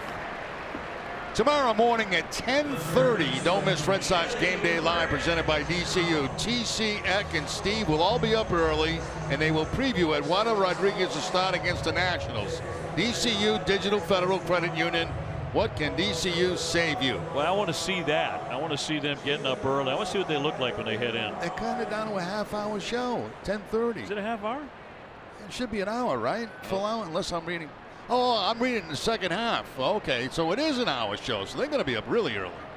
Real early. 10 o'clock start for the fellows in the studio. And our bag's in the lobby at 8 a.m. Yeah, I know. You will have been in the lobby for 3 hours by then, but our bags have to be there by 8 a.m. Rendon is 0 for 2. He's got a base hit here to left. And 1 down off of Brian Johnson.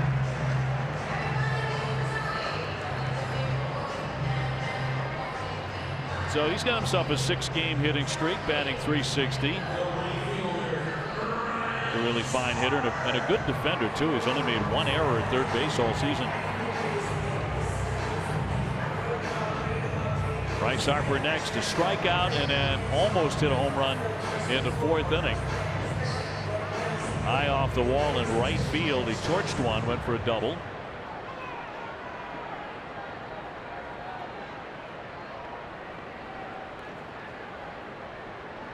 If you were a betting man, and I know you're not, but if you were prone to bet, would you bet that Bryce Harper is going to leave Washington or stay here? I think he's going to leave for the biggest contract that he can get. I would agree. He just doesn't sound like a guy. He hasn't made the noises of a guy who plans on staying here for the rest of his career. 25 years old now. He's already made the All-Star team 5 times. And even if the money is not there as he thought it would be in his free agent year, he's still going to make an awful lot of money. Now the other thing too is, you know, you get to a point, and you know, you mentioned during the series how they've had some disappointments in postseason, and you know, a lot of times when you're in a position like Harper, you're a great player, you got to make a lot of money, and you want it to be with a contender that's going to, you know, probably be there every year, and that comes into their thought process too. Because money, number one. Yeah, it's going to be a giant contract. But given what happened last winter, JD Martinez, I think, is the #1 case, eventually signing with the Red Sox, and maybe not at the dollars that he thought or anticipated. And a lot of players were like that. They just weren't there in baseball last winter. I can't believe there's going to be a seismic shift back to the way it used to be in just one season. I think there will be for certain players, and I think he's one of them. I think he'll make a ton. Here comes the 3-2. And he'll miss with that for ball 4. So that'll put runners at first and second in front of Murphy. Johnson out 74 pitches. And needs to make it through this inning to qualify for a win. Red Sox with a 7-run lead. Murphy's gone 0 for 2. He's popped up and grounded out to first.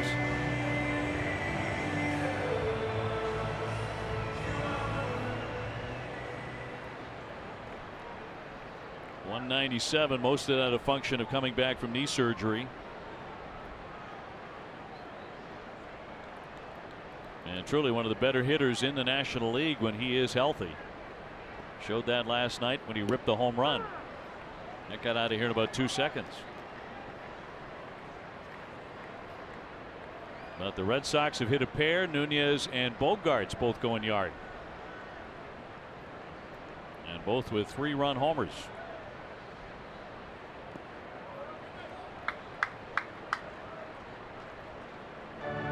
Nine runs on 10 hits for Boston. 2 runs, 8 hits for the Nationals.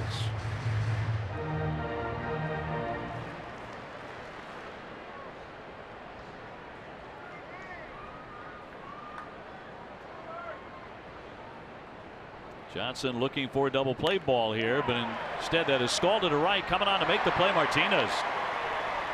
A little off balance, but he hauls it in, and the runners have to stay put at first and second. That ball was hit stiff. Yeah, very hard, but Martinez got a pretty good jump on it out there. That ball was sinking on him very quickly.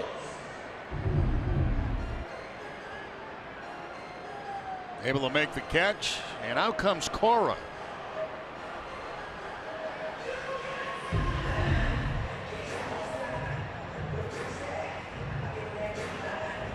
Mark Reynolds is due up. He had a base hit to drive in a run the last time. And Johnson is coming out. He's coming out after 4 2/3 and a 9-2 lead.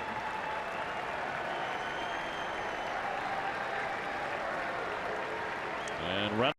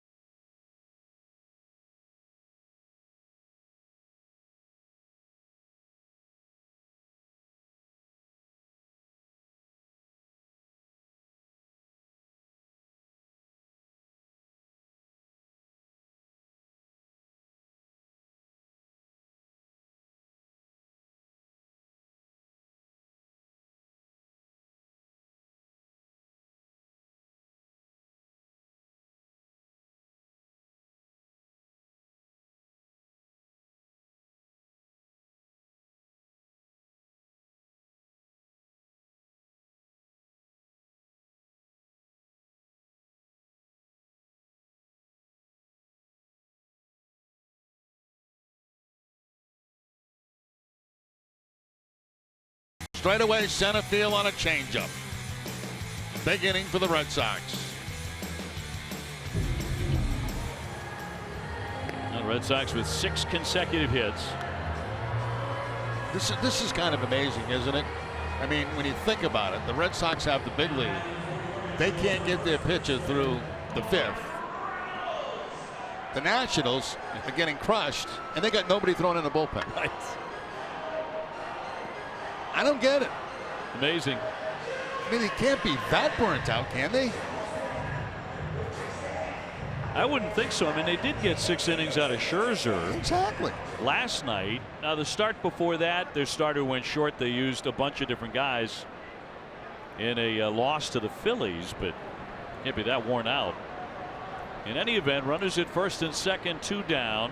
Embry takes over against Reynolds, who punches that one foul. He has a base hit and strikeout, 1 for 2 tonight.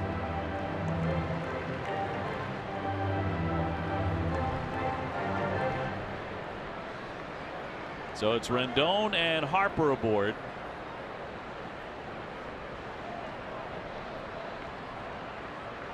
Win tonight for the Red Sox. They take the series regardless of what happens tomorrow morning at 11:05 on the 4th of July. Over the last 4 games, their bullpen has thrown 17 2/3 innings.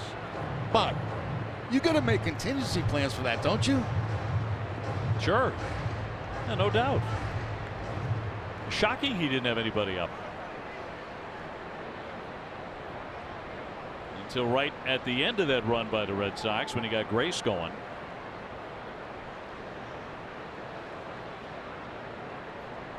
And the 0-2. A loss for Washington tonight. There's a ways to go yet in this one, but if they drop it, they would fall to 42 and 42, and there were many people's picks to win the National League East. Not only win it, but win it resoundingly. There have been some injuries, but every ball club encounters that. Red Sox have encountered that. So have the Yankees. So has Houston. 2-2. At the moment, Atlanta leading them by 7, their 3rd place ball club.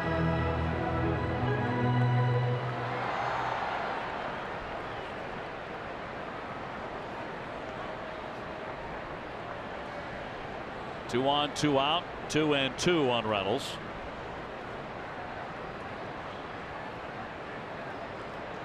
Who has made 7 stops in his major league career. Shoots that one into left field for a base hit. That'll send Rendon down to 3rd. That's going to load up the bases as the throw comes in. Reynolds with his 2nd single. At both times he's hit breaking balls. He got a curveball from Johnson. Now he gets a slider from Embry and picks up his 2nd hit. So he's 2 for 3 on the night.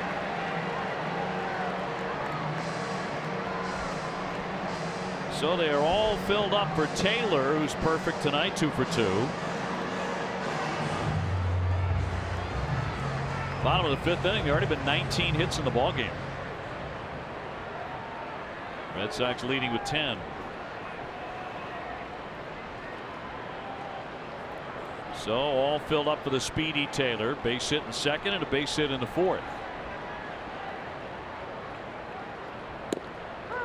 In there for strike 1 at 96. Now we're starting to get some left-handed action down in the bullpen for the Nationals. Just making his 3rd pitch now.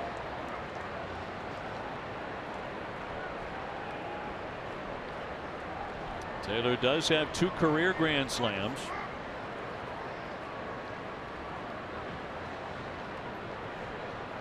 And they're getting Tim Collins, the Massachusetts kid, warming up in their bullpen from Worcester.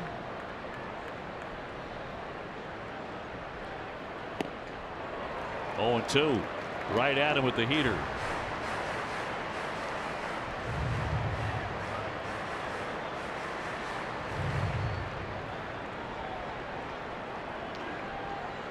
So the Nats with a man at every base. Rendon, Harper, and Reynolds. But Embry trying to end it with a strikeout in the 5th.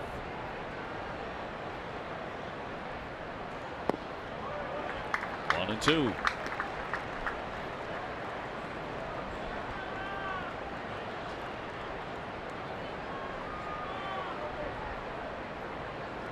Brian Johnson out of the ball game, short of qualifying for a win, 4 2/3 innings.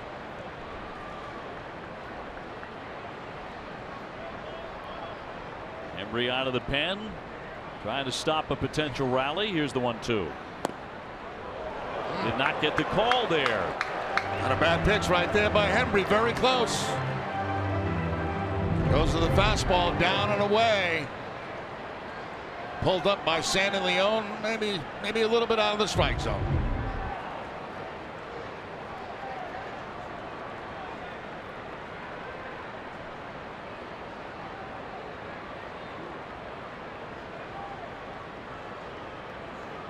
Embry with a long look in, now takes one. A 2-2 to Taylor.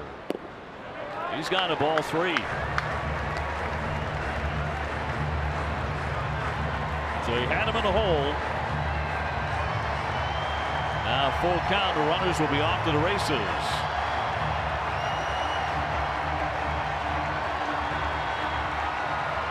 Rendon at third, Harper at second, Reynolds at first.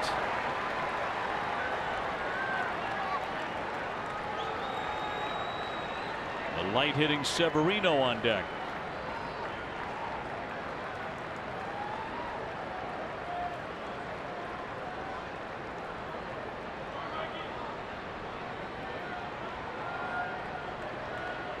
Two down.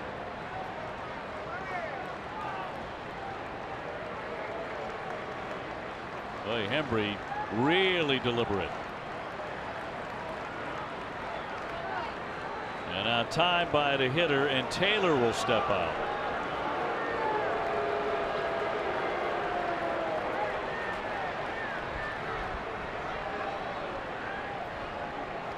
And slowing everything down.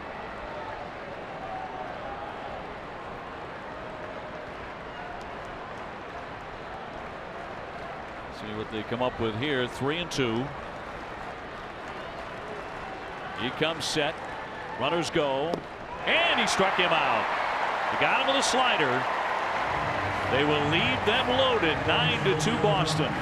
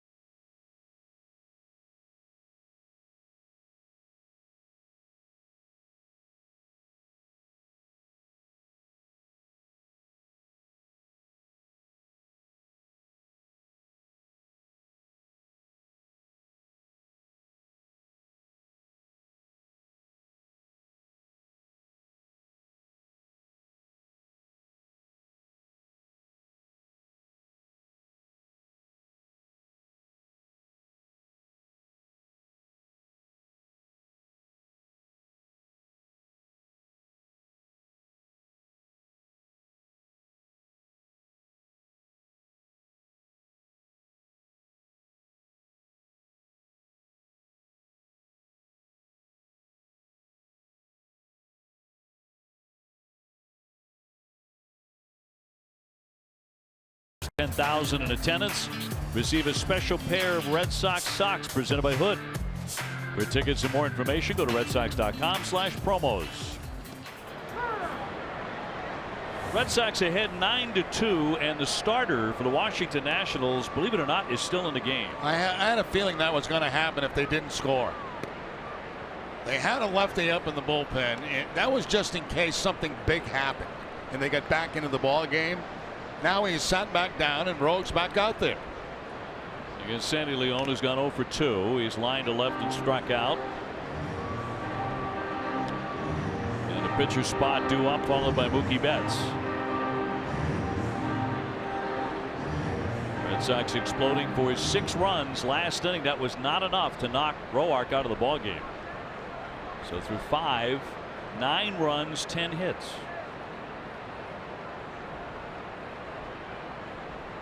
And a 1-2.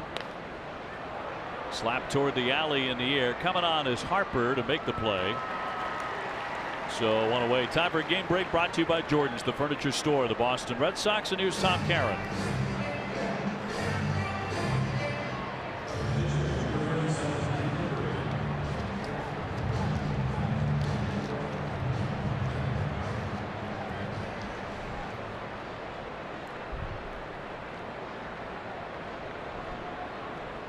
Tom, thank you very much. In time to see Heath Hembree swing the bat as he bats in the 9 slot. So he's going to continue to pitch. Mookie Betts to follow. Vicious cut on a 90-mile-an-hour two-seamer, which really got in his kitchen.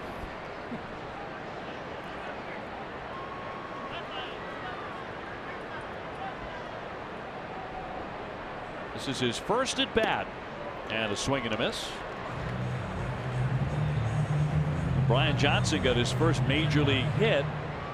Solid single in the 5th inning. Really got that rally going. 1-2 got a piece of it.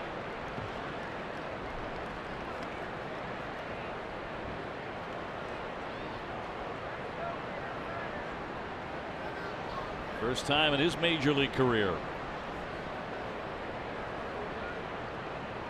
Roark with a 1-2. A wave and a miss, and down he will go.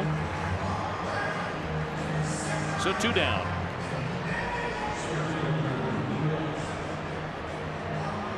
Mookie Betts 1 for 3 tonight with a base hit. He has scored a run. Part of the 6 consecutive Red Sox hits in the 5th inning.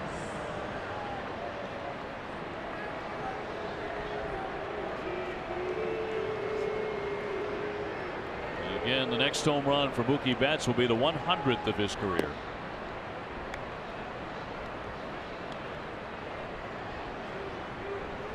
"21 home runs this year. Realize 9 of them have come with 2 strikes.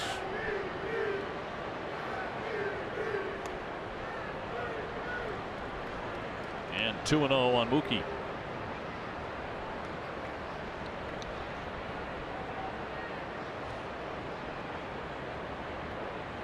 Base is empty, 2 down. Red Sox up by 7. And a fly ball popped into right field. Reynolds going out. Harper coming on. Harper's there to put that away. And the Red Sox go 1-2-3.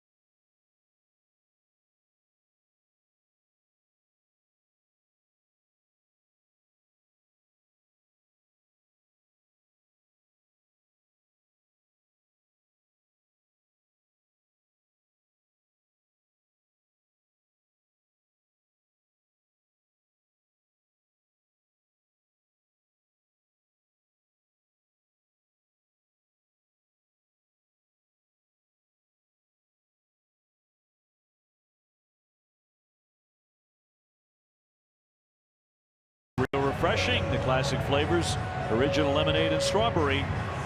America runs on Dunkin'. Price and participation may vary. A limited time offer. We should run out a frozen lemonade way out there to that rooftop where Rob Bradford of WEEI.com is covering the game. What is he doing out there? I have no idea.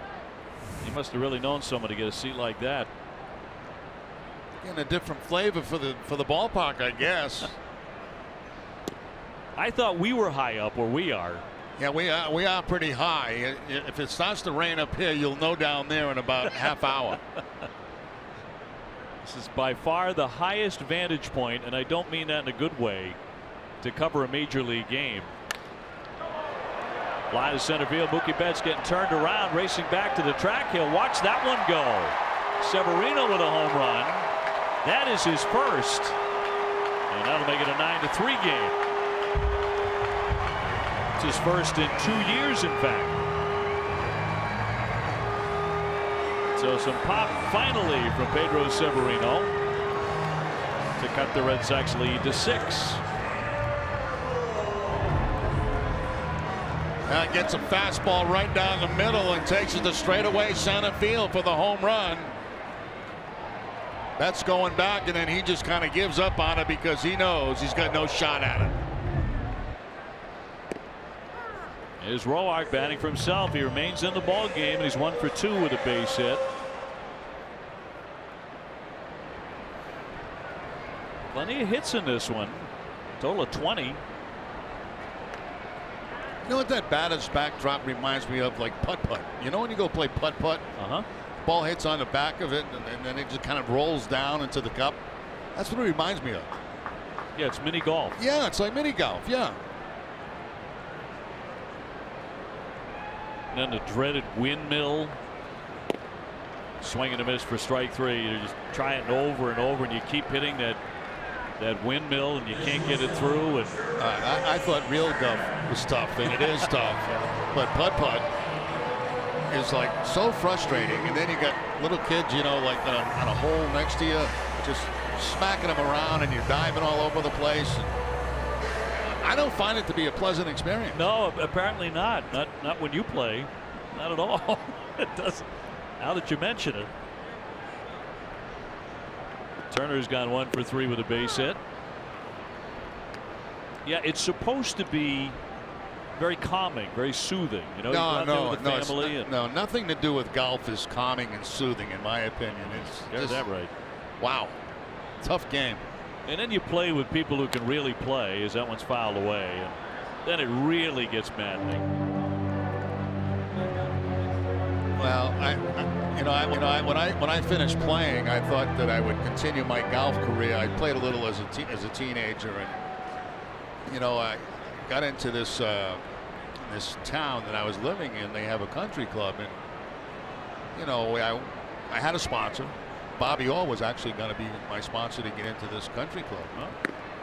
And you know, so I went for a visit, and they started to explain how much it is and what you have to do. You have to have cocktail parties at your house so that people can come check you out. And I don't like that. Yeah. It didn't rub me the right way. You don't want anyone in your house. No, I don't want anybody in my house, and you know, especially to come in and see if I'm okay to play golf at your Check you out. country club.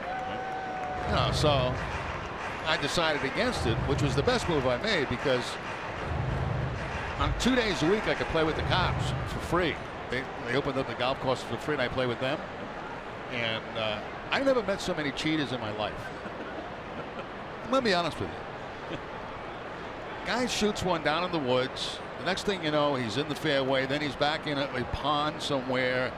He finally puts it in. What'd you get? 4. 4. You were 4 back, you know, about a half hour ago, looking for your ball in the woods. 1 and 2 on Turner. And golf's a great game. Don't get me wrong. It just wasn't for me. And I didn't have the patience for it, which is hard to believe that I didn't have the patience for it. It's a real shocker. But did you ever play with Bobby Orr? No, I didn't. No. He was just going to be the sponsor to, you know, to get me in. No, I never did. Because there's no way Bobby Orr would ever cheated at golf. Just no way. Oh, no. But the guys I play with cheated like crazy.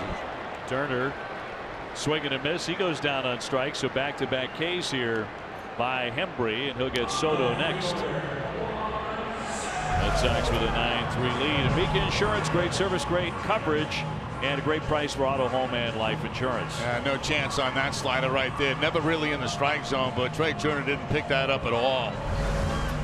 And I really respect people who play a good round of golf, because it takes incredible eye-hand coordination. It takes incredible patience. And, you know, good for them. It just wasn't for me. And a lot of practice. Soto's gone 1 for 3 with a bunt single. And you play with people who have real talent. I've played in the past with people who are actually gifted, particularly at putting. Yeah. And, you know, from 30 feet holding it out, you're like, how do you do that? Yeah. I mean, that's real talent. Yeah, and it's a tough game. It really is. Just like the tough conditions we're working under tonight, behind, you know, it's only like 98 degrees and humid outside, and we're in this air-conditioned booth, which is a beautiful thing.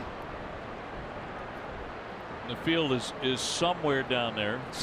Way down there. Diamond is way down there. We needed a Sherpa to take us up here. Well, it's like they forgot when they were building the place. That, oh yeah, we got to put in a TV booth, and they put them way up at the top. Hi everybody. Oh, have a happy 4th tomorrow. Yes, happy 4th of July. It is up here. I think we're 11 stories up, right? 11 stories.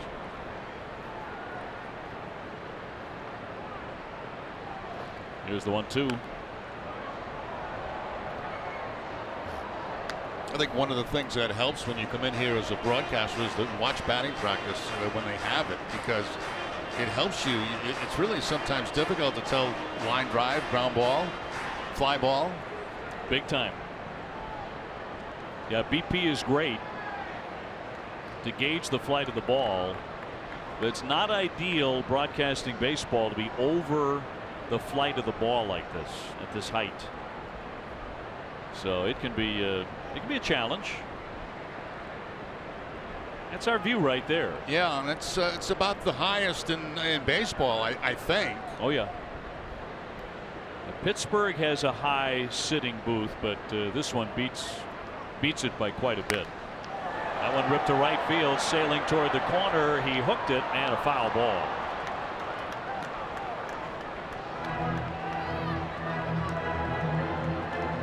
And the ball does jump off this 19-year-old's bat.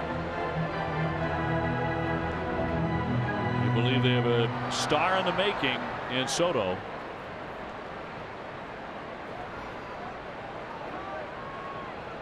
Seems pretty unfazed about playing in the major leagues. Bases empty, 2 down. Red Sox leading 9-3.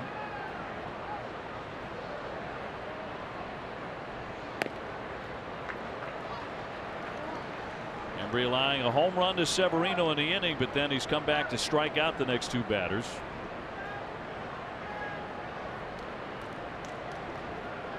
Rendon on deck. Should it get that far? 2-2, and he drops it in there. He struck him out with a slider to retire the side.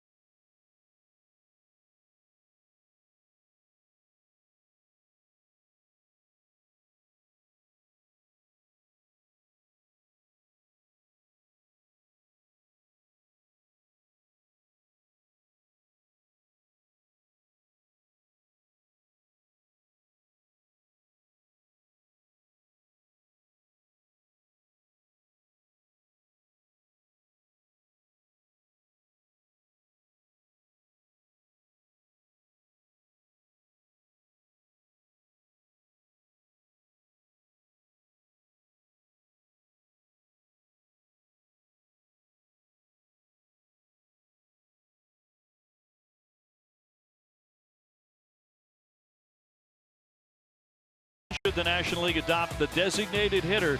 This was a runaway tonight, and we'll get to that in a moment. Benintendi floating that one into left center field. Taylor will track that down. And Benintendi tonight 1 for 4, 1 gone in the 7th inning. So here are the results of your voting. Yes. 71% would like to see it. Well, I wasn't sure which way they were going to go on that, but I'm all for that. And a lot of votes in the affirmative there as Martinez gets in. You know, somebody else who would really love to see it is the Yankee manager Aaron Boone, after he watched one of his relievers swing the bat recently, Dellin Betances. There's a shot out to right field. Harper driven back. Back of the track, leaping up, he makes the play. Not sure he had to leave his feet, but he hauls it in. Martinez drove in 2 with a base hit back in the 5th inning. Now Harper going back and goes into a little bit of a jump right here. I'm not sure he really had to do that, but I'm not quite sure that he knew how close he was to that wall. But makes a fine play and takes extra bases away from J.D. Martinez.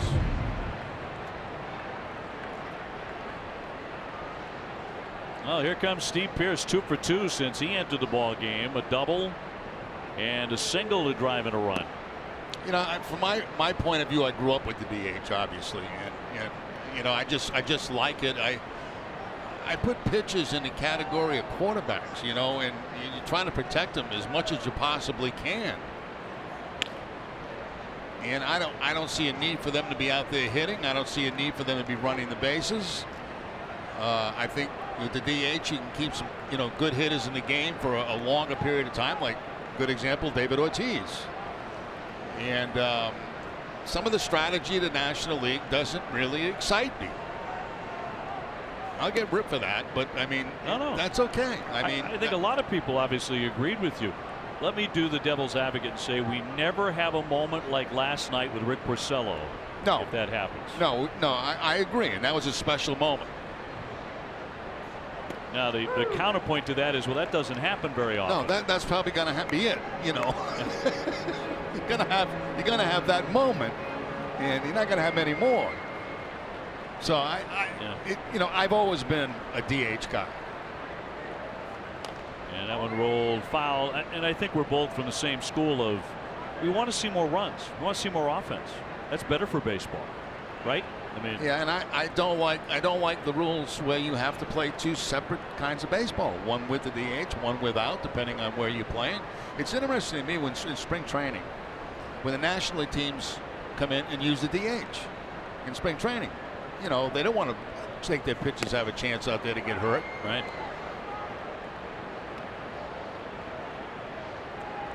It's always fascinating too, in a run up to a series like this, pitchers do get excited about getting in the batting cage and swinging, which is something they, in the American League, they don't do but a handful of times a year. To center field, Taylor practically right at him, and that's all. The Red Sox will go in order here in the 7th inning, up 9-3.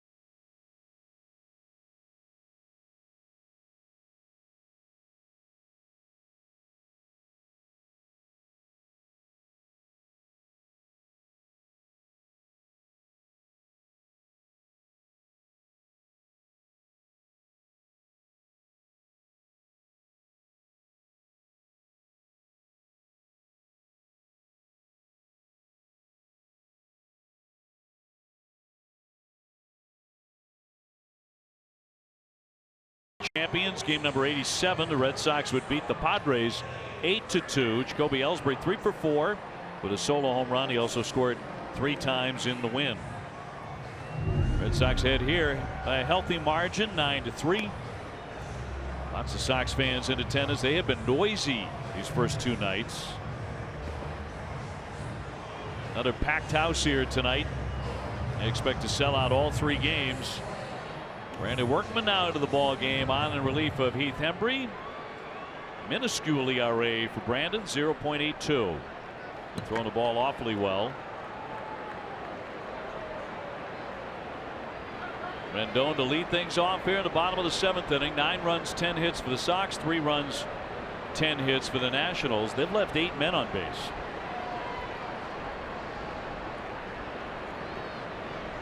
Rendon 1 for 3, base hit in the 5th inning.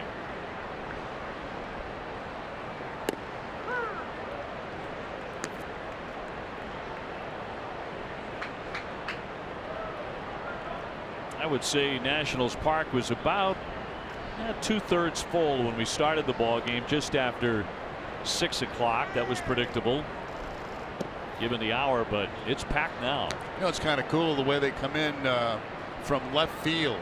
A lot of the folks, you can see them parading down the street out there, and then they come in through a left field entrance. It's that street is really packed prior to a game with people walking to the ball game. Xander Bogaerts down to get this one. 1 man gone. Yeah, they call it half street. They come right up that into the ballpark through the turnstiles, and it's one of the really nice features about this ballpark. One thing they do good too, I like, as Tim Collins throws again in the bullpen, see him next inning, is they allow folks in like 2 hours before the game to a certain point out where those left field bleachers are, to the foul line. And they're out there for one reason, to be able to catch some home runs during batting practice. And then an hour and a half before the game, they open up the rest of the ballpark, and people just come flocking in. And they have flocked in, 42,531. And you see Bryce Harper, who's gone 1 for 2 with a double and a run.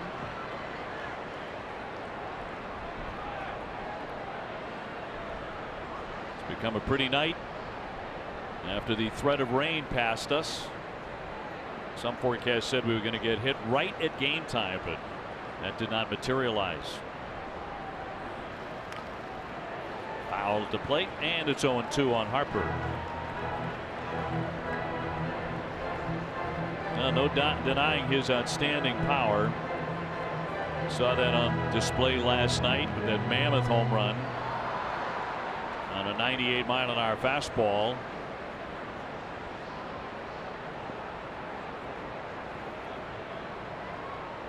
Where will that take him next season, though? That's the major question around here. The 0-2.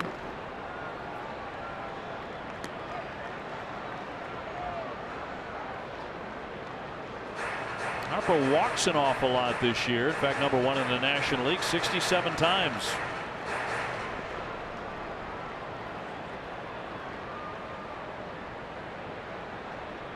Base is empty, 1 away. 2 curveballs, 2 fastballs in this at bat to Harper.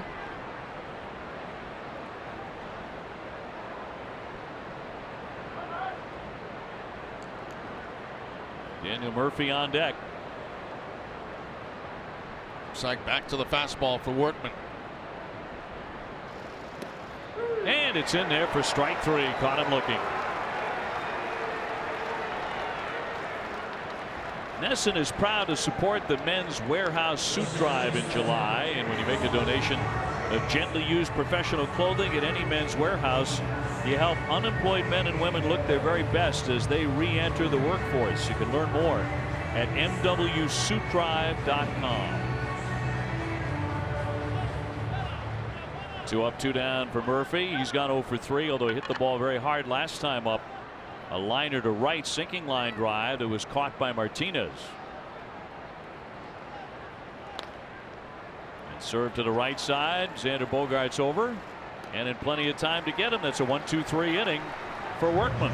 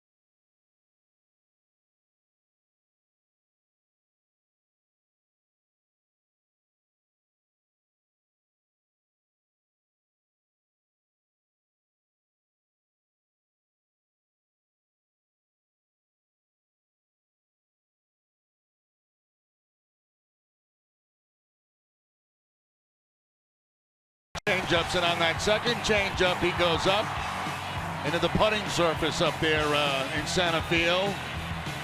Number 13 on the season for Bogaerts. 3 more RBIs gives him 47. Old Dominion, the official freight carrier of Major League Baseball and the Boston Red Sox. We have a 9-3 lead. Couple of changes here. Goodwin down the game in right field for Harper. Defoe is the new second baseman. And Tim Collins, the product of Worcester, Massachusetts, and a survivor of Tommy John surgery, will now take over on the mound for the Nationals.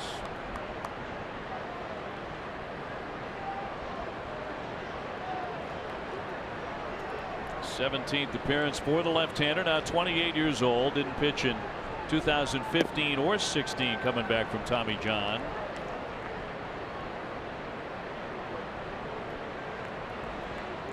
It's actually happened to him twice where he's had that surgery. So quite a road for a guy who came up through Massachusetts baseball, graduated from Worcester Technical High School. His team went 91-5 while he was there for 4 seasons, but he was not selected in the draft.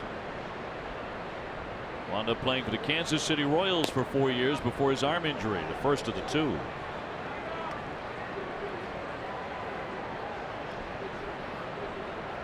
Eighth inning here in Washington. Xander Bogaerts, good night going with a single, a home run, and a walk. Devers on deck, and then Nunez scheduled to bat. And that's going to be ball 4, so his fine night continues. Leadoff walk. He's now been on base 4 times. You know, Dave, one of the highlights of the night, they had, we were talking about it last night, where they had the presidential race again here tonight. And one of the interesting things about the race is when it was over, all the presidents who were racing were doing the margarita, or whatever they call that, the margarita or The margarita, I think you said, didn't you? Yeah. Well, I know you drink a margarita, but there's some kind of dance that was popular back. Shot to Turner, to Defoe, that's 1, and on to first, a double play.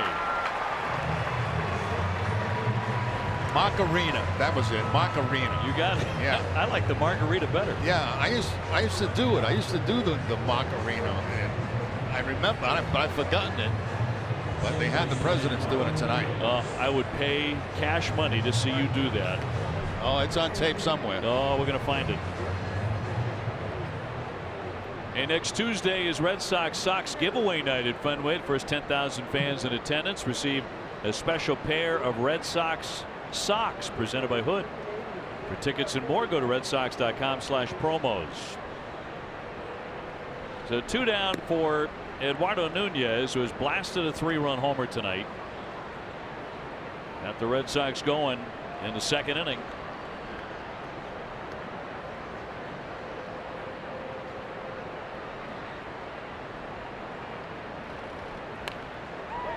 One ball and 1 strike.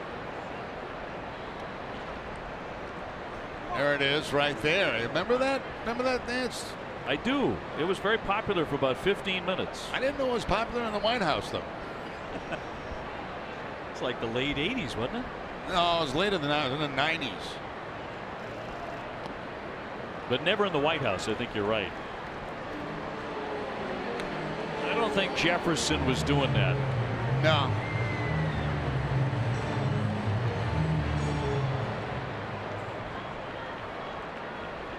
Ball and 2 strikes on Eduardo Nunez.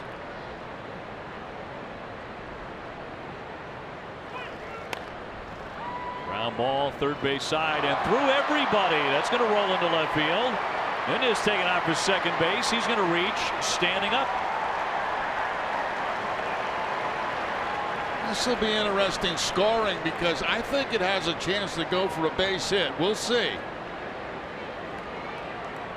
Rendon going to his left. It looks like it deflects off his glove right here. He had to reach for it. Yeah, tips it off his glove and then gets by the shortstop who is backing him up. I would give him a base hit on that. In fact, he'll get a double on that. Yeah. How about that? That's a 2-base hit, but it makes sense. You got to give him a hit on it. Got to. So he's got 14 of those. He has a good night. Sandy Leon's gone 0 for 3. Sox have forged ahead in hits 11 to 10.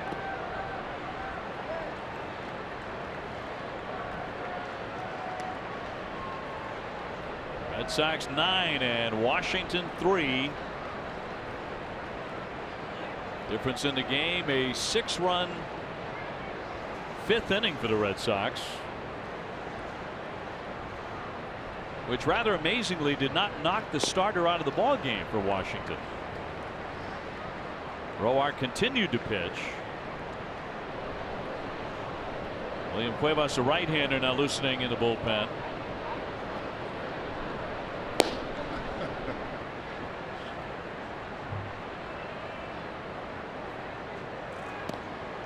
That's going to miss down and in. Almost got Sandy Leon. I just got a text from Sean McDonough, who's watching that game somewhere, and he said he used to call it the Macaremi.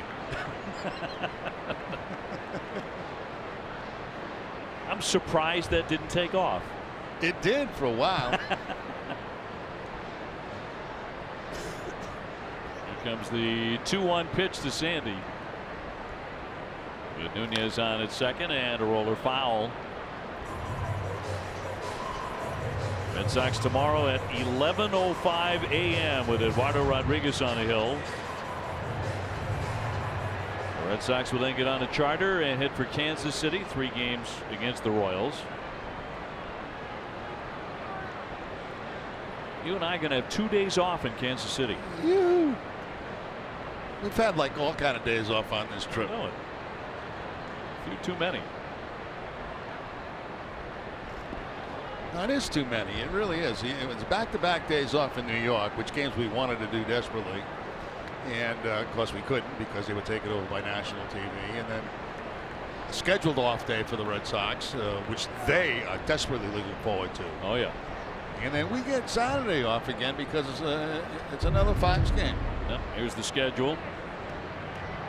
And then after Sunday, you won't see me till Detroit.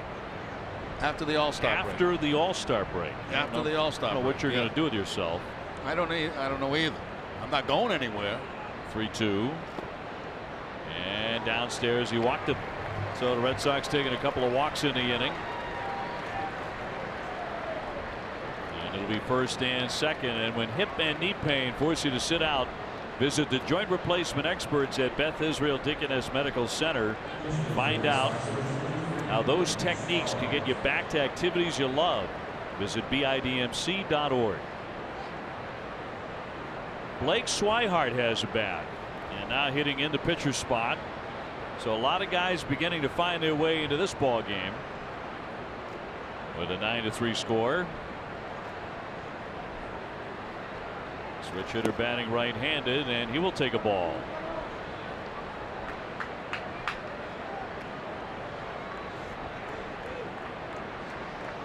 He went 1 for 2 in the Yankee series.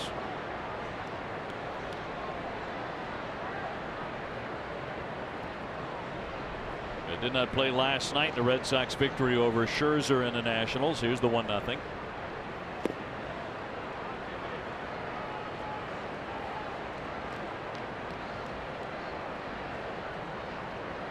For the Red Sox, among the hitting stars of this ball game, certainly Xander Bogaerts, 3-run homer, 2 hits. Eduardo Nunez with a double and a 3-run homer. But also Steve Pearce coming into the ball game when Mitch Moreland had to exit because of back spasms. And Pearce with a couple of hits, a double and a base hit and a run scored.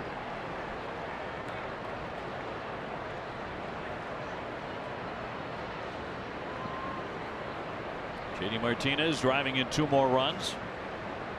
Now up to 69 RBI. On the edge for a called strike, and it's 2-2.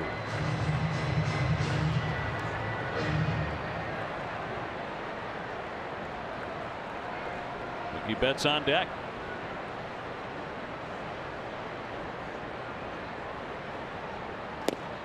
In there for strike 3, and that'll do it for the Red Sox. Couple of men stranded.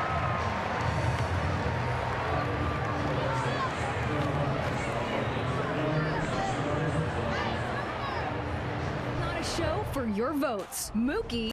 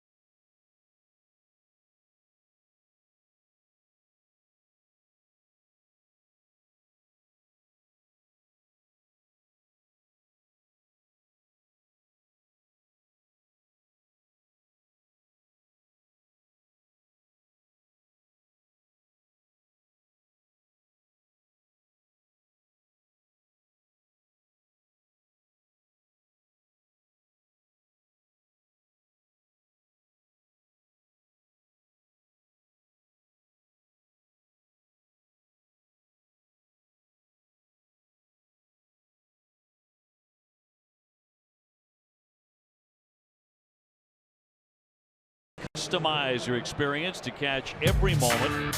Get Red Sox home screen icons, features, game of the day, and more. Download MLB at Bat today.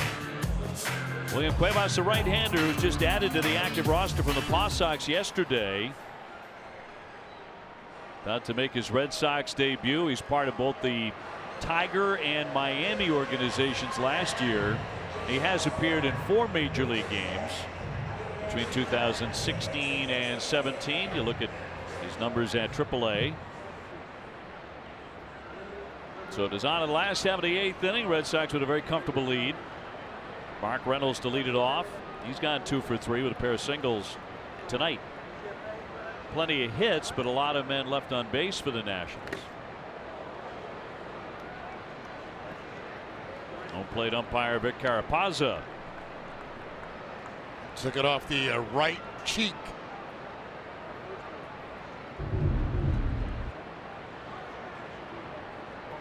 They've got 2 guys on a ricochet. Yeah, catcher and umpire.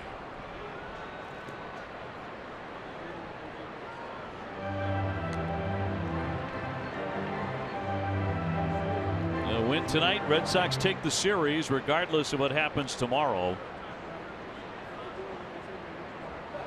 Alex Cora spent a lot of time after that last out talking with Carapazza, the home plate umpire, and chatting with Renicky, his bench coach. Those two spend a lot of time in conversation. Fouled away. I remember Jim Leland talking about a bench coach once, and I asked him, how often do you take his advice in the course of a game? And he said, almost never, but I always want to hear his opinion. Yeah, exactly. I think times have changed too, where bench coaches have become, more and more a part of what managers do. That one driven a short, down on his knees. Xander Bogaerts up and gunning and got him. Reynolds gone, 1 away. Been a nice night for Xander Bogaerts. But getting back to the bench coach thing, I mean, there were years and years where you didn't have a bench coach, and they can be so valuable in so many different ways. They can be thinking about one thing while the manager's thinking about something else. They exchange ideas, and obviously the manager makes the final decision. But there are times they come up with stuff that you're not really thinking about. Ron, a guy with managerial experience, now 61 years old. Skippered the Milwaukee Brewers between 2011 and 15. Won the Central one year, winning 96 games.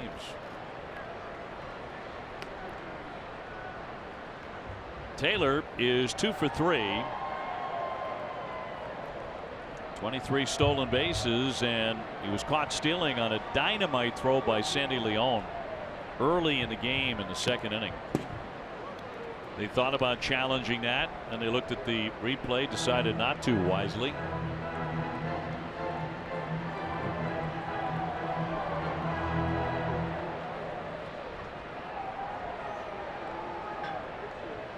One man out.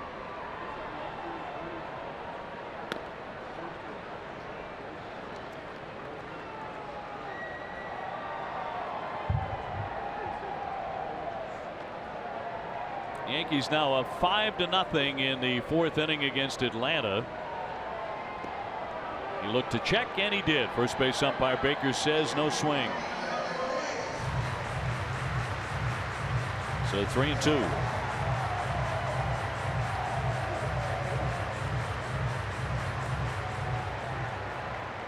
Cuevas, the third man out of the bullpen tonight for Alex Cora. And a very busy Xander Bogaerts will hoover that up and set down another man. 2 up and 2 down. CVS Health is investing $50 million over 5 years to extend their commitment to helping people lead tobacco-free lives, moving us one step closer toward a tobacco-free generation. You can learn more at cvshealth.com/be the first.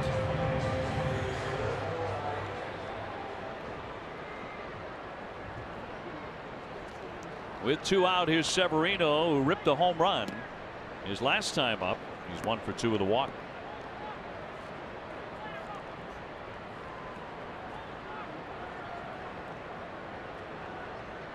You mentioned the Red Sox heading on to play the Kansas City Royals, who are having just a dreadful season.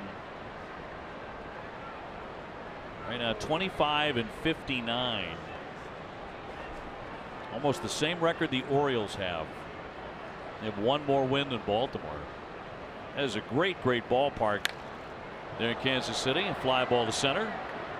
Routine play for Mookie Betts underneath. And that will do it. A quiet inning for Washington.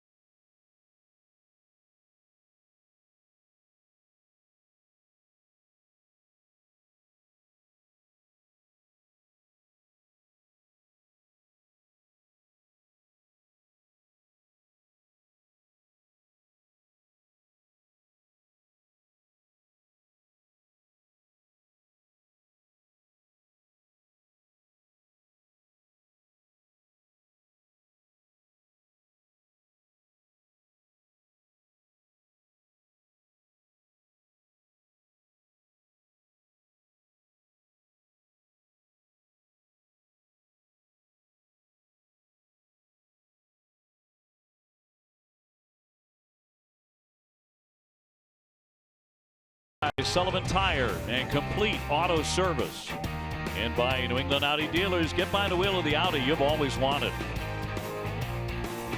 Nice night here in D.C. Red Sox with a 9-3 lead as we go to the 9th inning. Jerry Remy, Dave O'Brien, Garen Austin with you. Here's a game summary brought to you by Xfinity. Red Sox using a home run ball tonight. Pair of 3-run homers, Bogaerts and Nunez. Roark amazingly went 7 innings despite 9 earned runs and 10 hits. Taking one for the team, as they say. Yeah, he did, and it was interesting conversation. I saw Martinez talking with him after he finished that final inning he pitched, and he was almost thanking him for going out there and taking his lumps and taking it for the team because they have to, rest their bullpen. But I don't know. To me, I don't know how they can allow, with call-ups from minor leagues, to be able to put themselves in that kind of position. Yeah, and it was only the 5th inning. Yeah. It was strange. It was. You just think if their bullpen's in that bad a shape, make a call with the minor leagues, get somebody up and send them down after they have to use them. Check swing by Mookie Betts. No swing, says Baker. He's gone 1 for 4 tonight with a single. There has been some criticism of Martinez,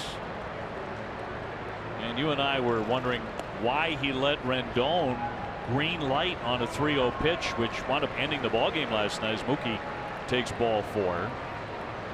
He swung away. He did hit the ball hard, but he lined out to end it, leaving Bryce Harper in the on-deck circle in a 1-run game.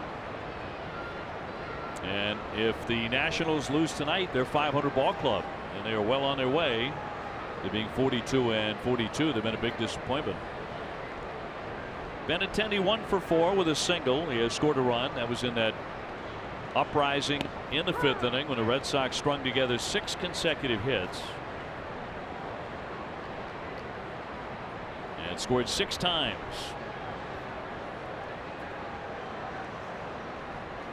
And who started it all? Brian Johnson. Brian Johnson with a base hit. Yeah. Red Sox pitchers can swing the bat. Certainly these last 2 nights, Rick Porcello last night with one of the more dramatic hits of the season. And who knows, Jerry? I mean, if this race continues the way it's been going with the Red Sox and the Yankees, a moment like that you might look back on. Yeah, you never know. When you're in a race like this, and it's probably going to be this way the rest of the season, there'll be a lot of moments that you look back on. I think we're all counting on them, on that being true. Watching both clubs, obviously, a number of times this year, I don't see one running away from the other. I just don't see it. I think it's going to be very tight. Scooped up by Reynolds down to second base. Got the out there, but will not get Benintendi. Safe at first. Well, I would have to agree. Unless there's some devastating injury to either one of the ball clubs, if they stay healthy and they stay the way they are pretty much right now, it's going to be very tight. It's going to be very, very tight all the way. And you know how the Red Sox and the Yankees wind up the season at Fenway Park for 3 games, September 28, 29, and 30. That's how the season will end. JD Martinez with a 2-run single in the 5th inning. He's gone 1 for 4. Red Sox leading 9-3 in the 9th.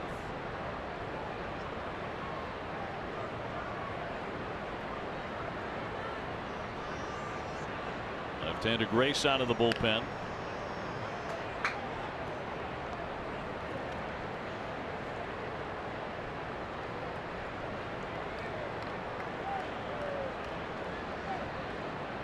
Win tonight would put the Red Sox at 58-29.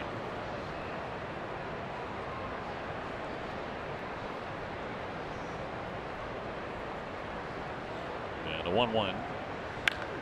There's a drive high and deep left field. Man, did he crush this one way out of here. 26 home runs for Martinez. Gone at the crack of the bat. J.D. Martinez is having himself a night. He has driven in 4. Oh, that just sounded so good leaving the bat. Our 180 moment of the game presented by Awaken 180 weight loss. Just absolutely crushed over the bullpen area out there for the Red Sox bullpen. I mean, just contact sounded like it was going to go a long way. Awaken 180, the official weight loss program of the Boston Red Sox. A roller to third. Rendon scoops, fires, and gets him. So Pierce retired. Red Sox leading 11-3. 4 RBIs for JD, now up to 71.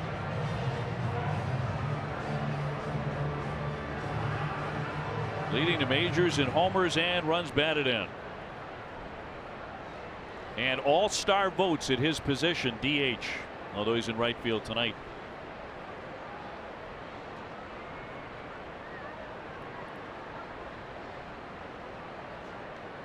Xander Bogaerts has also had an outstanding night. He's driven in 3.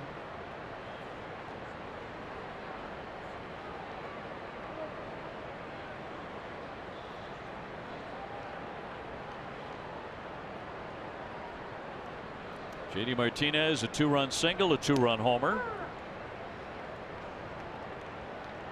So a number of Red Sox with multi-RBI games tonight. This is the 3rd time this season that J.D. Martinez has driven in 4 runs or more.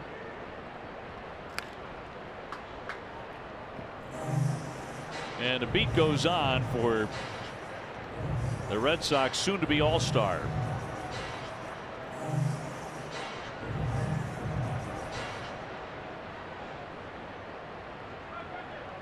What a sweet swing that was. And so many of them this year. For a home run number 26.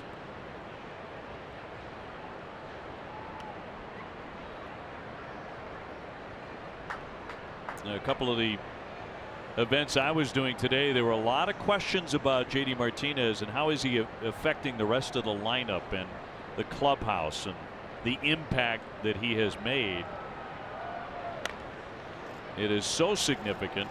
Depot will dig that out and retire the side. Red Sox piling on here tonight in Washington on top 11-3.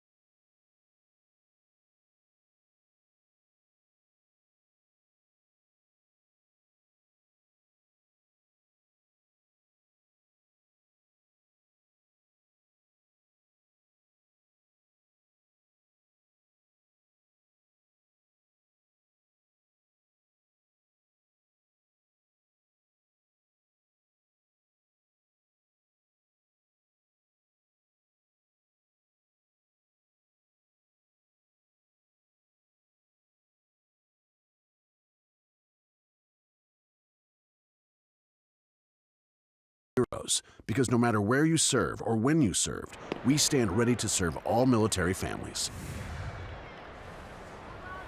So to the bottom of the ninth inning, Red Sox in a runaway tonight here in Washington, leading 11-3. JD Martinez just cracked another one. Goodwin lays into this one, a drive to right field, and that ball is out of here. It is carrying tonight. Goodwin with a solo home run just recently into the ball game, and that'll make it 11-4. And got a bad changeup that time from Cuevas. So it was up in the zone, and he just stayed back nicely and pounded it out of the ballpark. I'll tell you what, watching these first two games here, I think this home run derby in the All-Star game is going to be interesting in this park. There's the changeup grip, stays upstairs, and out of the ballpark it goes. What do you think, Dave? I think you're onto something there because it is carrying tonight like crazy. Especially if you get a hot night like this. It could be quite a show. JD has said that he's not interested in participating in a home run derby, but he just drove one way out of here for home run number 26. Red Sox have hit 3 of them here tonight. Nunez, Bogarts, and now Martinez. Not even the 4th of July, and JD Martinez has 71 RBIs. Goodness. Up the middle, Nunez airborne and throws that one up and over the glove of Pierce. So Turner will be safe at first base. That'll be a base hit. Yeah, it'll be a base hit. Nunez trying to jump throw to first base, but not quite on target. And with Turner's speed, no chance.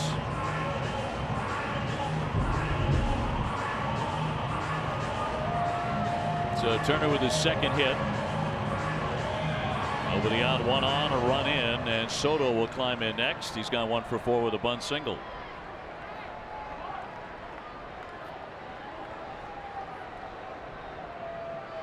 $11 runs on a dozen hits for the Red Sox, 4 runs on 12 hits for the Nationals.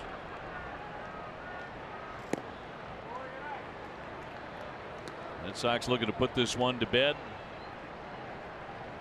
and win the series with the finale coming up tomorrow.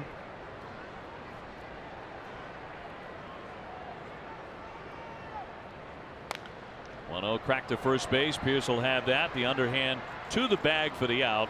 Down to second is Turner. That's out number 1. And Rendon will be next.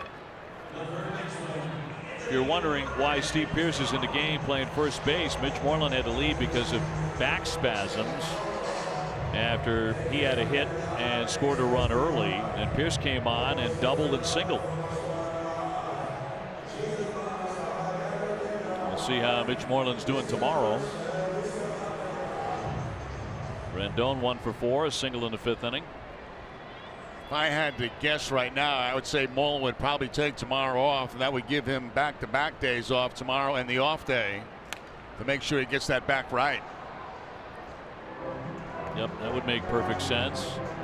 Eduardo Rodriguez pitching tomorrow.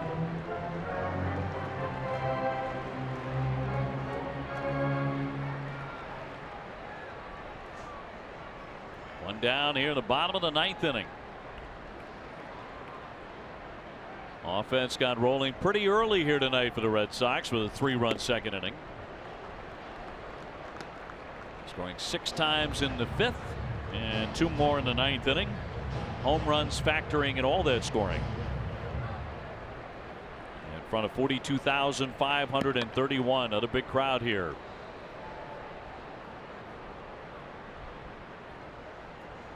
And they do have fireworks after the game. There's a fly ball to right field. And routine play for the second out. Martinez with the grab. So 2 down in the 9th with the runner holding at second. And Defoe may be the last man to swing tonight.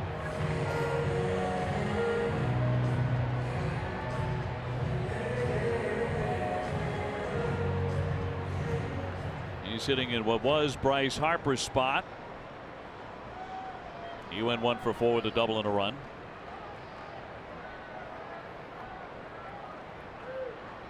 There have been 5 home runs hit in the ball game, and 3 of those by the Red Sox. Sox came in leading the majors in runs scored and in hits and in doubles.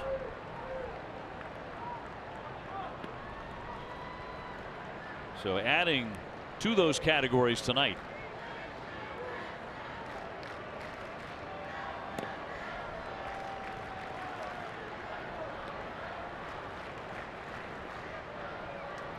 One ball and 1 strike, 2 down, 9th inning.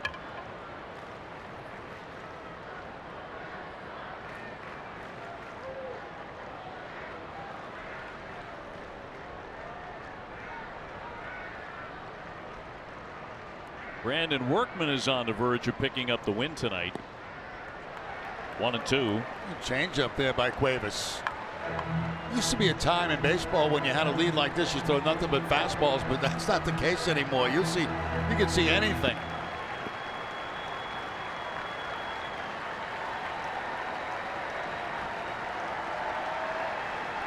A lot of things have changed in baseball. Oh yeah. 2 down, a man at second, the 1-2. And he left it down low. Adam Eaton on deck. He would bat if given the opportunity. And what became the pitcher's spot.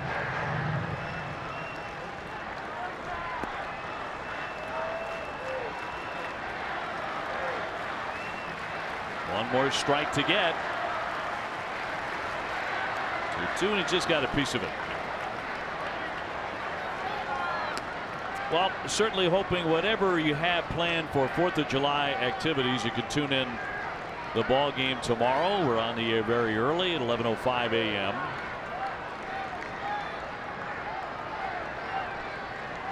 We're looking forward to that on our nation's birthday.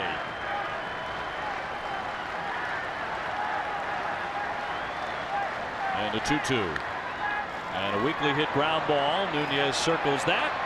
And the Red Sox have won again. 11-4. They'll finally run away with this one.